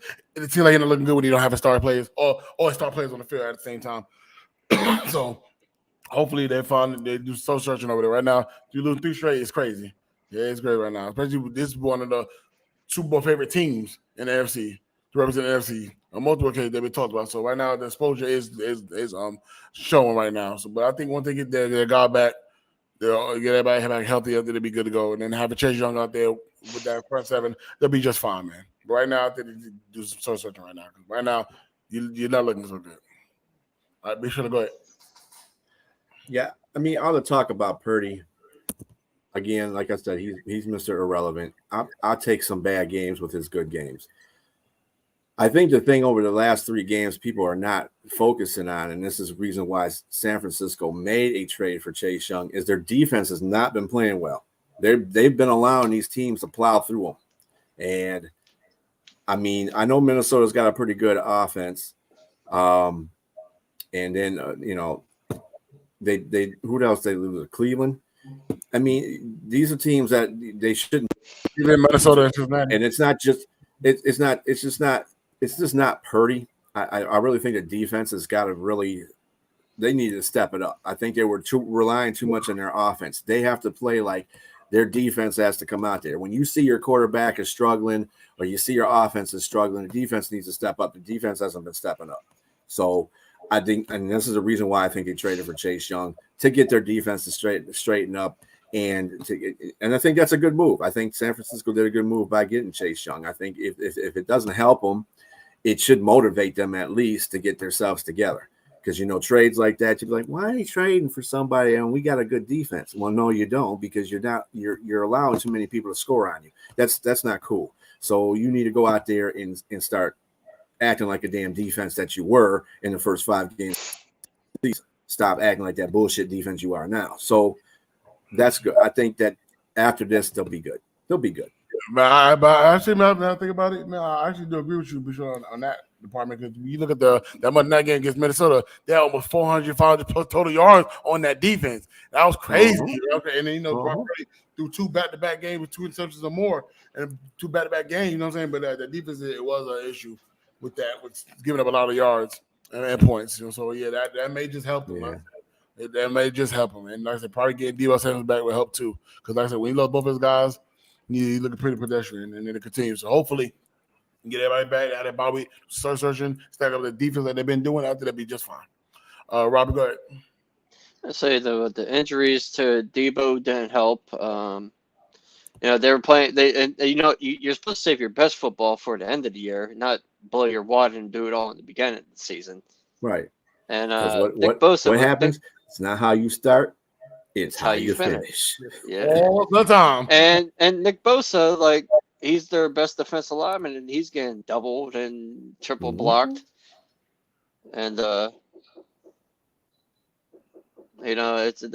just need hopefully Chase Young can come in there and provide some answers and get the pressure on the front 4 again. Yeah. True. That's all true. All right, we'll go next topic of the day. Y'all, what team won the trade deadline? We just finished talking about this team, so I'm gonna continue with. I think the San Francisco 49ers definitely won. They restacking up that, revamping up that front seven, and they're looking really, really good right now. Like it's got a limit, man, on each side, man. You got Chase Young on one side, Bosa on the other. You got Hargrave and what's the other dude name? I can't think of his name. It's in the middle of the two. What's his name? Oh man, what's his name? The defender. Bosa, Hargrave and the other one. Chase. You got the linebacker. What's his name? Montez Sweat. Montez Sweat. No, Montez Sweat went to Chicago. Who's the other outside of Hargrave? What's the dude name? Yeah. His name. Well, we get what you. I mean, yeah, the defense is solid now. It's even better. If Chase plays up to what he was when he came in the league, I mean, yeah, I'm gonna agree with you too. I think San Francisco won that trade. At the trade deadline, I think they made themselves a lot better on defense. I think they realized what the problem was. It wasn't just Purdy; it was the fact that their defense wasn't stopping anybody either. So, Armstead, that's the name. Armstead. That's the last name. Armstead. That's what I'm talking about. Armstead, yeah, he's awesome too. Yeah, they got. I mean, their defense. Greenlaw, that Greenlaw crazy too. Woo, that defensive front line right now is like one of the best in the league. Yeah, so I mean, with Chase Young added to it, yeah, that trade that Weren't they won that trade line. They were both the second overall picks of their drafts, aren't they? Both of them. Chase Young, and Bosa. Mm-hmm. Yeah, that front seven is stacked, man. And if Chase Young could show any glimpse of how he was in the first 2 years, oh man, this guy, man, it'd be easy for Bosa to get these sacks, man. Get to the quarterback. Both of them was capable of getting to the quarterback. And then on top of it, you got to look at it like this: the trade was perfect for San Francisco because they have a bye week. Right. Can incorporate Chase Young in the next game, all you got to do is learn a defensive playbook. I mean, he's a very, if they motivate him good enough and he can start playing well, man, San Francisco is not going to be the team you want to play in the playoffs. That's ridiculous, bro. And if he could stay healthy too, Brandon. Chase. I almost said Chase Claypool there. Oh, definitely. Chase Young can stay on the field and not get injured, man. And I think that would be a plus too. Got a scary for messed his career because you got Chase Young, you got Bosa, you got Eric Armstead and Hargrave. And every last one up on the contract right now. And their secondary ain't bad either. It ain't bad at all. You got Ward back there, and man, you got some good players. I think the defense is pretty much stacked. I love that safety. Then you got Fred Warner. San Francisco is one of those teams that you look at and say you got a great front seven because you got the linebackers are just as good as the front four that you got. Yep. You don't give a damn who you put there back there as a cornerback because if you're always pressuring the quarterback to make errant throws, your corners are going to be solid because they're just going to go out there and pick off the ball wherever the ball goes to, and they can cover better. So I mean, San Francisco's got good defense now. Let's see if they can do something with it. Come back and win some games. That's the all important part of it. They got the talent. They have no excuses now. No excuses. They got the talent. They really don't. They don't. Talk about relying on your front seven. I damn sure would. It's stacked. It's Heineke the better decision over Ritter. Yeah, right now Ritter's playing terrible. He made Kenny Pickett look great. Kenny Pickett ain't look great either. So yeah, man, this guy has been benched multiple times. Has not really been playing right. Made the best decision throwing the ball, man. So yeah, I think right now it's time. I never really thought highly of Desmond Ritter anyway. I know Cosmo did, he's a Atlanta Falcons fan, but I know he did, but I never really saw on Ritter, and you clearly see that. And now Tyler Heineke, everybody's starting over him now. This guy been benched multiple times. He hasn't been playing great. He just doesn't look at that. He don't look like somebody can be a franchise guy. I think he's not. I think they'll be looking for another quarterback in the draft next year too. I never sold on Ritter, ever was. Now at one point. So yep. But right now, improving it. He's being benched. So yeah, right now is the better. It can't get any worse. Tyler Huntley not great either. But I have to agree with you to the point that they should have started Heineke over Ryder anyway. Ryder is not. Ryder. He's one of those quarterbacks that you got to develop. I'm not saying he's a bad quarterback. What's messed up about the NFL? You have different organizations that have their quarterbacks, like for instance, Chicago and Justin Fields. They're not using him. They're not utilizing him well. They're not tutoring him well to play that position. Okay, he shouldn't be trying to run for every first down. He shouldn't be trying to run instead of pass. His job as a quarterback. He should be passing the ball. It's the same thing with Ritter. He needs to, they're not doing very well in tutoring him. They're throwing him out into the wolves because he was a draft pick, and that's not fair to him.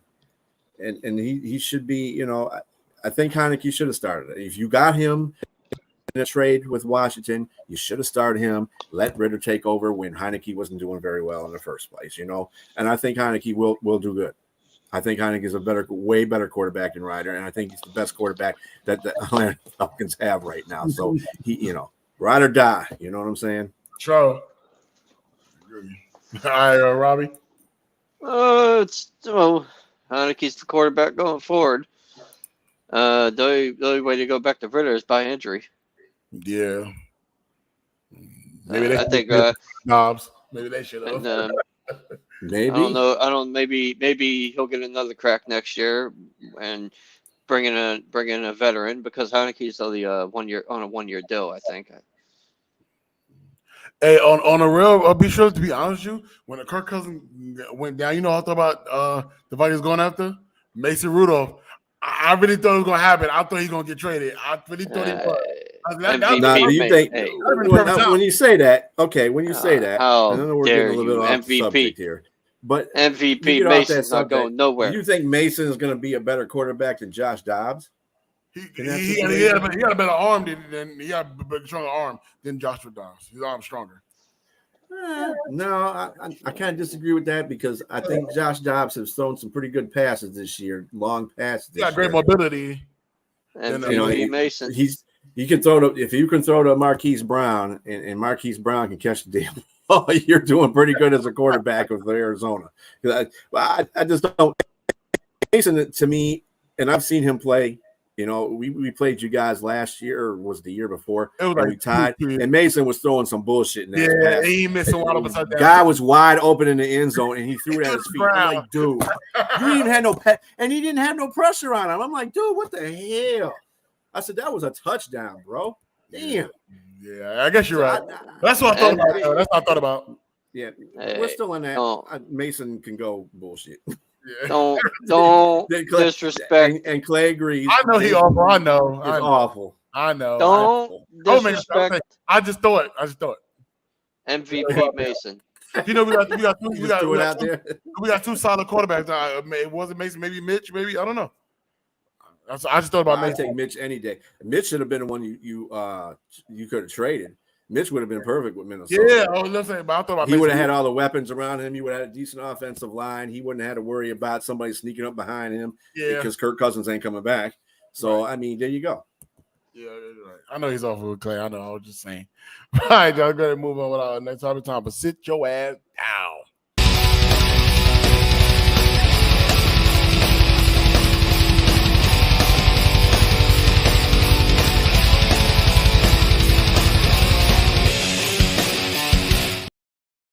Patrick Crum the fraud fun with the ball. I mean, Miami got the ball back. All right, y'all. Go ahead and put me on single screen. Okay. All right, John. Every single week, gotta have a little discussion with certain individuals that do crazy and dumb stuff, man. And I get out to everybody, including my own team. So, sit that down this week is gonna be no more than George Pickens. The reason why I'm giving him sit that down because he's showing diva-like traits, and we got a history of other receivers that done that in the past, like AB, Martavis Bryant. Southern Holmes has some diva moments. I'm saying, and I want to kill that type of trend for us. It seems like we drive great receivers, but never turn them out as divas. And no one man is bigger than the team, man. So sometimes you gotta understand it's not gonna be your week. You know what I'm saying? And then for you to get so upset that you try to do stuff like this, be sure you put a picture up. You get so mad to the point that you go on your Instagram, unfollow Mike Tomlin, the Steelers, delete all your pictures. Then you throw a storyline, reference a cartoon and saying "free me" at the bottom. Why? I get your function. You're not getting your targets, and I do understand. I do believe that you deserve to have your targets. I understand that. Then later on, I think a couple hours later, he wound up putting pictures back on there, and then it makes saying that everybody's making assumptions over a picture that has nothing to do with Facebook. Yeah, you got the urgent care. I mean, when you opened that door for us to speculate what we thought it was because you deleted all your pictures, and a friend of my Tommy, a friend of the Steelers, you moved all the pictures that was related, and I'll let you put it back up. So what you expect us to assume, George Pickens? You're like a diva right now. Like, come on, man. We can't have this in our locker room. You gotta understand, it's not always gonna be your week. John Johnson had a big moment. He scored a touchdown. And you could have celebrated with your guy. We decided not to do that. And I'll play that video in a second. Let y'all see that in a second. But it's like it's team camaraderie. We need that. If you get so upset to the point where you want to power on the sideline like a little, you're like a triple B right now. Yeah, you know what I'm saying? Like maybe that bitch, and I don't like that. And I think you're a great receiver, all-world receiver, like I say. But I think I do believe you do deserve to get the football. You do need to get involved in the offense. I do agree. But you got to remember, you was targeted twice. One was on Kenny Pickett, the second one was on you. Your second foot they hit the ground in the end zone. That's nobody's fault but yours. You know what I'm saying? Like you miscalculated where your foot was. Who knows? But you was targeted. You know what I'm saying? But I do believe you do need to be more involved. But to be selfish, even Hoswell said it, but it's not about you. No one man is bigger than the team. This is a team game. You know what I'm saying? Every week not gonna be your week. I remember when AJ Brown first 2 weeks of the season, he complained he wasn't getting targets. You know what I'm saying? You realize that every week not gonna be your week. Now he's put up historical numbers now, but it's not. You understand? It's a team game. You don't need to do stuff like this. So I'm very, very disappointed in you. I shouldn't even have to do this with you, but you're doing things I don't like. You act like a diva, and I don't like that, man. I want you to change your ways, get that corrected. Because now everybody going crazy. Oh, I knew he's going to act like this. No, I don't want to have this diva-like trend happening, but it's keep happening. It's the truth, and that's who we are. But you know what I'm saying, and that's what I'm saying, Clay. We're winning team. Don't really be selfish, man. I'm pretty sure by the end of this mini bye week, you'll be back to having your game that you wanted to have. But we can't start this. And I hope you learn from this man, grow from this man. I'm pretty sure you had to talk with somebody, and I'm pretty sure it was Mike Tomlin because you want to put them same pictures back up and all that other stuff. And now he should be fine right now. But right now, you act like a diva, and I really don't like that. No, I appreciate that, man. So sit that down goes to you. And before I give it to Bishop, I'm gonna allow y'all to show y'all the video of exactly what happened after Deontay Johnson scored a touchdown. Gonna play the video. First and goal at the 3.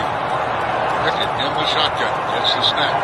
Looks like Deontay Johnson wide open. Touchdown, Pittsburgh.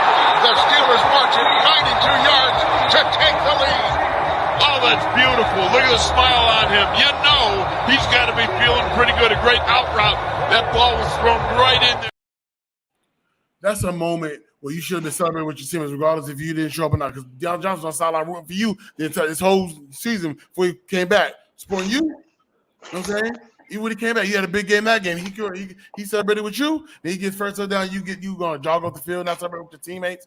But come on, man, that's selfish, man. And I can't accept that, even from you, man. I'm very, very disappointed in you, man. Sit that down, go right to George Pickens. I'm gonna let be sure to go ahead and finish you off, man. I'm disappointed. Well, to say it best, from Hall of Fame, hopefully, Hines Ward, who said that was a very selfish thing to do. It's not about you, it's about the team. That's what every team's moniker should be anyway. For everybody on the Pittsburgh Steelers and everybody on this show, Pickens, sit your ass down. So disappointed, man. So disappointed, man. That's selfish.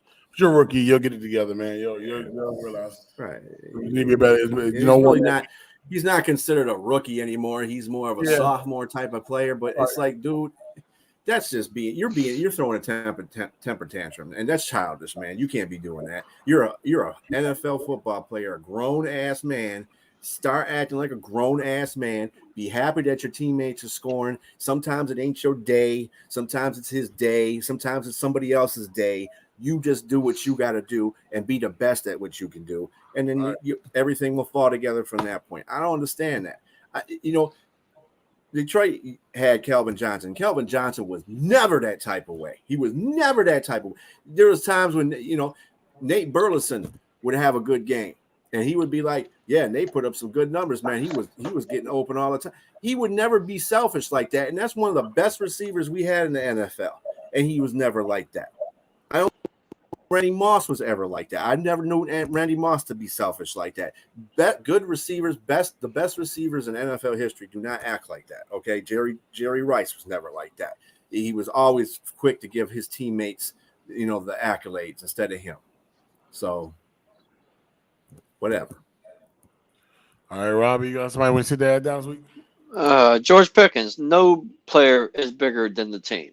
Exactly. No player is bigger than the team. The team Yeah, comes man. first. If you don't like it, they're going to chase Claypool your ass to get you out of here. I don't And want no, we're not going to play music during practice. I don't want to go. I think he'll get some straightening, man. He'll get some straightening. He'll realize. Let's hope so. You know what? I think Tom had pulled him into the office and said, "Listen up here, dude. I'm about to put you in timeout if you don't chill." You can't be doing stuff like that because you he goes, "You're going to be sitting at the kiddie table at lunchtime." But I'm saying, like, he opened that door for people to assume he took all the pictures down. Right? With respect, we know. Yeah, like. You And then he comes out like like all the fans or people were saying it. Nah, you caused like, the dude, problem. you're a second-year receiver. Ain't nobody trying to free your ass. Right. Play on your team that drafted you, you jackass. He don't have seniority here. It's his second year in the league. He'll be all right. He'll be fine. And then he passes on like, oh, we need, not us, but he says y'all need urgent care. No, you need urgent care. Like, right, attitude-wise, you acting like AB, son. I don't need no more diva like going on right now. I didn't expect that from you. Not at all. Fuck no, man. Like, I would expect that. I thought Deontay Johnson would have been the diva type. He's not. If anybody's there, it'd be him. He's frustrated. Everyone ain't got in the end zone yet. He's frustrated with a lot of things that are going on. You know what I'm saying? But come on. Yeah, that was what, since 2021, his last touchdown was against the Chiefs. Right. And back in 2 years ago. Right. Yeah, if anybody should have been acting like a diva, I would think it would be Deontay because he hasn't been getting the ball in such scoring situations. He's hurt too. He's been there, and yeah, he's showed his front. I mean, he's done his frustration. I understand. Deontay has done that in the past. Gone out and like not help, congratulate anybody from scoring a touchdown. He was there when Pickens got his first touchdown. Right. What the fuck? And I heard it was like, I don't know if this is true, but someone said it was 655 snaps. Yeah. He went without a touchdown. Mm-hmm. Yeah. All right, guys, be happy for your teammate. Yeah, I remember when we played Jacksonville when George Pickens hopped over the 2 receivers to get the end zone. Guess who's right there? Deontay Johnson. Celebrate with him. Right. Yeah. And Deontay Johnson right there. Earlier in the game, he caught a touchdown, but he couldn't keep his feet in. Yeah. Right. He was targeted. And I agree. You was overthrown by Kenny Pickett early in the game. You were. But no, but this is not the way we need to be acting, man. But we'll leave it at no, you know what? No one can play a perfect game of football. There's going to be mistakes happen, and there's going to be errant throws. And that's just how the game works.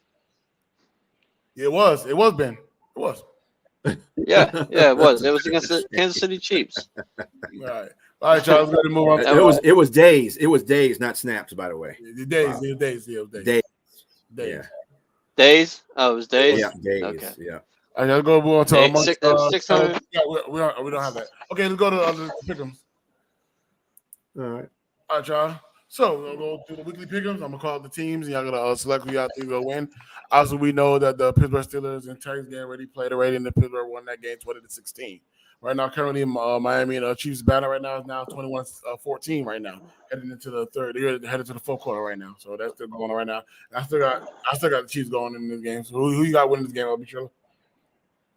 For the game that's on right now? Yes, sir. Well, I did pick Miami because I thought Miami might get the best of Kansas City's not been playing really good football. They've been winning, but winning isn't always associated to having been winning good. So I thought Miami might have catch their ass sleeping. So we'll see. We still got a quarter left, and it is 21-14. They're making a comeback. We're down 21-0. So that's correct. Yeah, I'm still taking. I'll take Miami in this one. All right, Robbie. I took the Dolphins because Tyreek Hill's on my fantasy team, and I'm hoping he has a big game. Yep, comeback. Yes, sir. All right, we got Minnesota at Atlanta. Kevin, Chiefs will win. Kevin, my man. I got man. What's the next game? Atlanta, Minnesota. Be easy. Oh, Minnesota, Atlanta. Yeah, Minnesota, Atlanta. So we want to toss up games, man. New quarterbacks at the fold right now. You know what I'm saying? A lot of issues going on both sides. So I'm gonna go Atlanta because they're home. Be sure. Yeah, I'm with you on that one. I think the better quarterback is on Atlanta's side right now, and their defense plays pretty well at home. So, although I'd like to see Addison get a couple of touchdowns, but that's besides the point. Falcons at home. Robbie. I'm going with the Vikings. What? You going with the Vikings? Yeah, yeah, that's who I had in my pick'em, so I got to stick with it. I wasn't thinking straight, man. You know, I was going by how Falcons got slaughtered last week and shit. We got Arizona. Josh Dobbs gets the job done. We got Arizona at Cleveland. As much as I want Arizona to win an upset, it's just not gonna happen. So I'm gonna go Cleveland. I'm gonna try to go Cleveland. Unless it's an upset, but I doubt it. So I'm gonna go Cleveland. Be sure. Well, PJ Walker is playing again, so I'm gonna give that one to Cleveland. Robbie. It's a no-brainer here, Browns. We got the Rams at Green Bay. I'm gonna go Rams in this game. I just don't believe nothing in Green Bay at all. Be sure to.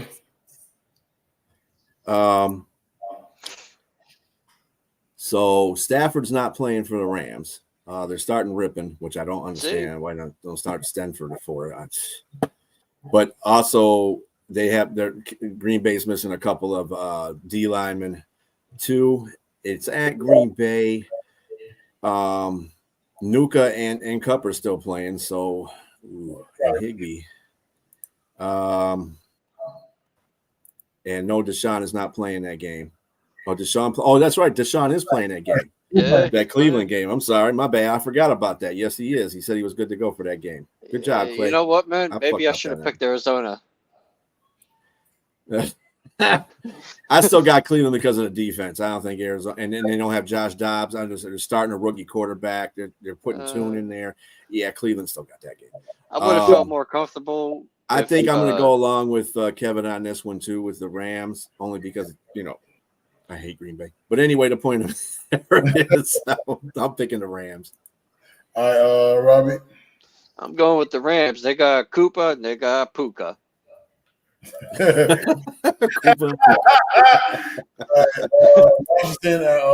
England. I'm gonna go New England. Be sure. Ooh. Yeah, I'm gonna go New England. It's at home, and they play really good at home, so I'll go New England on that one. For sure. All right, Robbie. What game are we on? New England. I'm going New England. All right, we got Chicago at New Orleans. I got New Orleans in this game. Be sure. Oh yeah, I got New Orleans all day on that one. Robbie. Yeah, I'll take the Taints. All right, then we got Seattle at the Ravens. I don't want Seattle to win so bad, like upset alert type situation. But then again, Baltimore is really, really good at home. Like they don't really lose much games at home. But I would love for this to be an upset. But I got to be real though. So I'm gonna go Baltimore in this one. But this could be a really good game though. Could potentially be an upset. But Baltimore's really good at home. So I'm gonna go Baltimore. Be sure. I'm taking the upset. I'm going to take Seattle. I think I want to see. This is what I told you about this earlier in the segments about who I thought were contenders or contenders. Seattle to me is a contender. They're going to. This is going to be the first game they're going to. They're not playing Leonard in this game. That's right, because he just got there. So he. But Seattle still got a good defense. I think they can get after. Lamar enough to disturb that. That's going to be a good game. It's going to be Geno versus Lamar, basically. I think Geno's going to have a good game in this one. Yeah, so I'm going with Seattle. I feel where you're coming from, but both of them are still really good at home. They're really, really good at home. So that's what I'm for. But all right, Robbie. I'm going with the Baltimore flock twats. Flock twats. You got Tampa Bay at Houston. You got Baker Mayfield, CJ Stroud. Over the Sea Chickens. I'm gonna go Houston. Just at home, they're a really good team. So I got like Houston.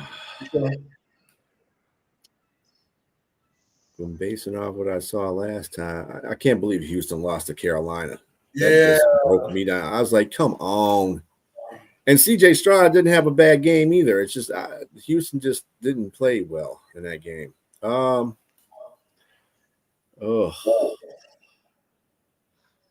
a tough one too because Houston's at home.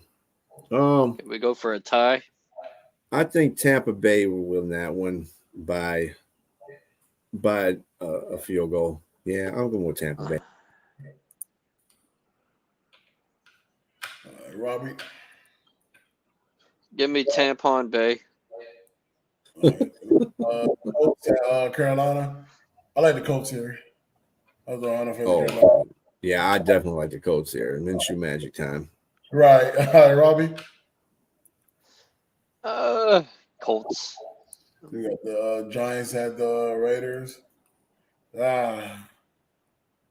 Who's another one? Giants going back to Daniel Jones, right? I don't know if Daniel Jones is starting. I think they're going back to. I think they're starting what's his face. That started in place of Tyler, the other kid. I think they're still. I think Daniel Jones hasn't made it yet back in the lineup yet. I think he's close, but he hasn't made it back to the lineup yet. Okay. I don't know. Let's go Raiders. I'll go to Raiders. They just home. Yeah, I think I'm gonna go Raiders too on this one. It's a new day for them. They're out to prove something now. Right. Robbie. My God, this is another tough one to pick. Eesh. Can I go for a tie and not pick anybody? No. It's called pick'ems, not tie. Raiders. All right, then we go to fine Raiders at Philadelphia. This is gonna be a really, really good game. But I love seeing Dallas lose, so I'm gonna go Philadelphia. Be sure. I'm surprised, y'all. I think Dallas is gonna win this game. Okay. Dak's won 3 games against them so far in a row. And Dallas has got a better defense than they had the last 3 times they played them. So I can't go against, history a little bit, but that's right. Robbie. I'm going with the Eagles. All right, the Philadelphia Eagles. Oh, this is gonna be a real good one. Buffalo at Cincinnati. This is gonna be a really, really, really, really good game, man. But I don't know if it's gonna be high scoring though. That's all I want. This should have been the Monday night game. Defense for real. I think this should have been Monday night. Man, flex Monday night. That's what they need to do. Yeah, they should. Well, you know who Kevin's taking, so of course we know that. Man, Cincinnati is clicking right now. They really are clicking. And you know what I'm saying? I'm sorry, Kev. I'm not having to go Cincinnati here. I might have to go Cincinnati here. They're clicking right now. So I'm gonna go Cincinnati. They're at home too Sunday night. I think I'm gonna go Cincinnati. Be sure. Yeah, I think Cincinnati is clicking right at the moment they need to. Right. Buffalo got some stuff to work out. It's going to be detrimental to either one of these teams. If either one of these teams loses, it's going to be bad for either one of them. It really is. They're in a must-win situation. This game is a must-win for either team.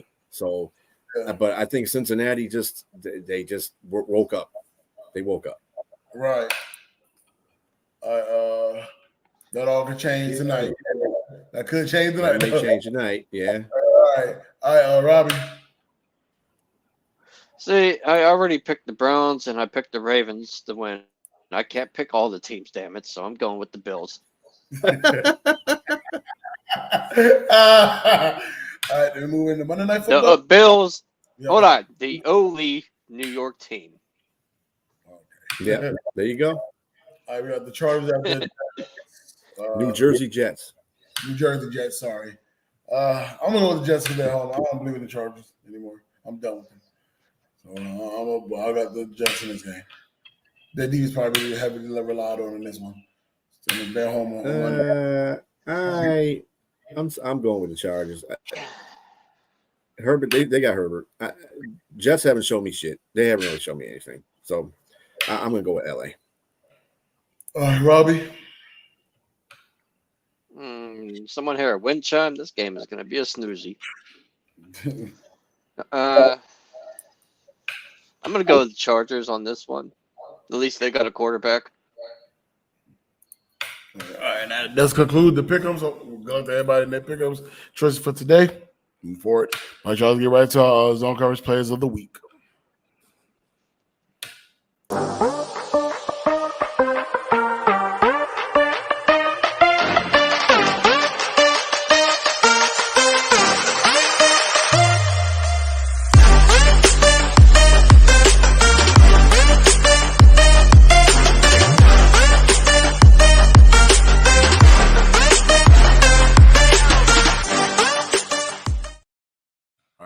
Y'all players. Some great pick'ems there. Yeah. Good pick'ems there. Good pick'ems. Yeah. And that does conclude the end of our show. I'd like to thank everybody that been participating with us in the chat room. Dennis has a lot of technical difficulties with his cell phone, so he wants to know if he could do a show next week with us. That's why I talked to him after the end of the podcast. But pretty sure we'll do it because he was out. So Okay. I'm fine doing that. But yeah, he was at a tailgate. I don't expect him to be, his attention to be focused on it. Yeah, he's at a tailgate. Trust me, I know how tailgates go. Everybody that's been tuning in with us and been supporting us all season long. So we started our new podcast. We do appreciate you guys so much. Especially flooding the comment section every week. I wanted y'all to invite somebody to come join us, let them know about us, share us, hashtag us. We got a QR code. I'll put it back up here for you guys. Yeah, talking about our QR code. Scan the QR code. They go to every last one of our platforms and follow us. Also highlights from each and every show. We're also on Spotify too. For those who have missed the show, you tell them, you got somebody new that want to be new to the show, tell them to go to Spotify and listen to our preview shows as we do every single week.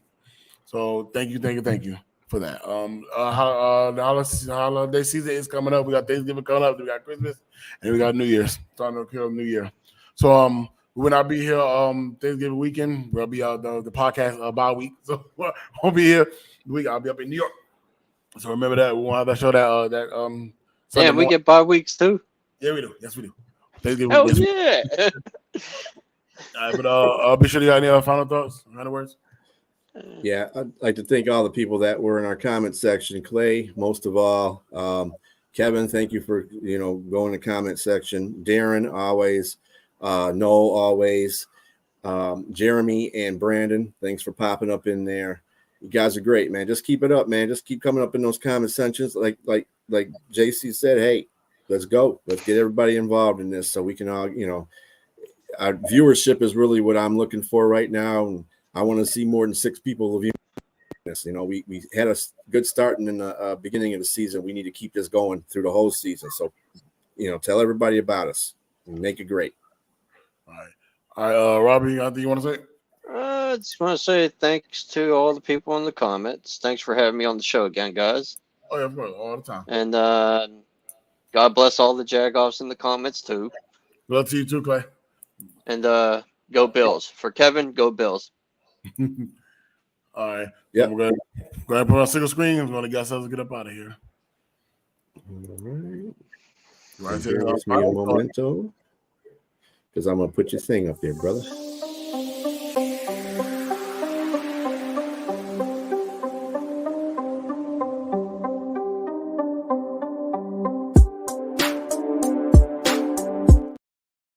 All right, y'all. I'd like to thank everybody for tuning in every single week, which I see to keep doing so because it's so important on how we grow. But until next time, I'm going to put final thought. Let's get up out of here.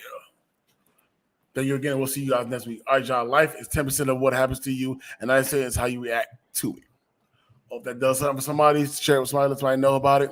Until next week, I'm the big dog. Let's be sure that's the Yenzer, and we'll be back next week. See you later, and good luck to everybody. Later.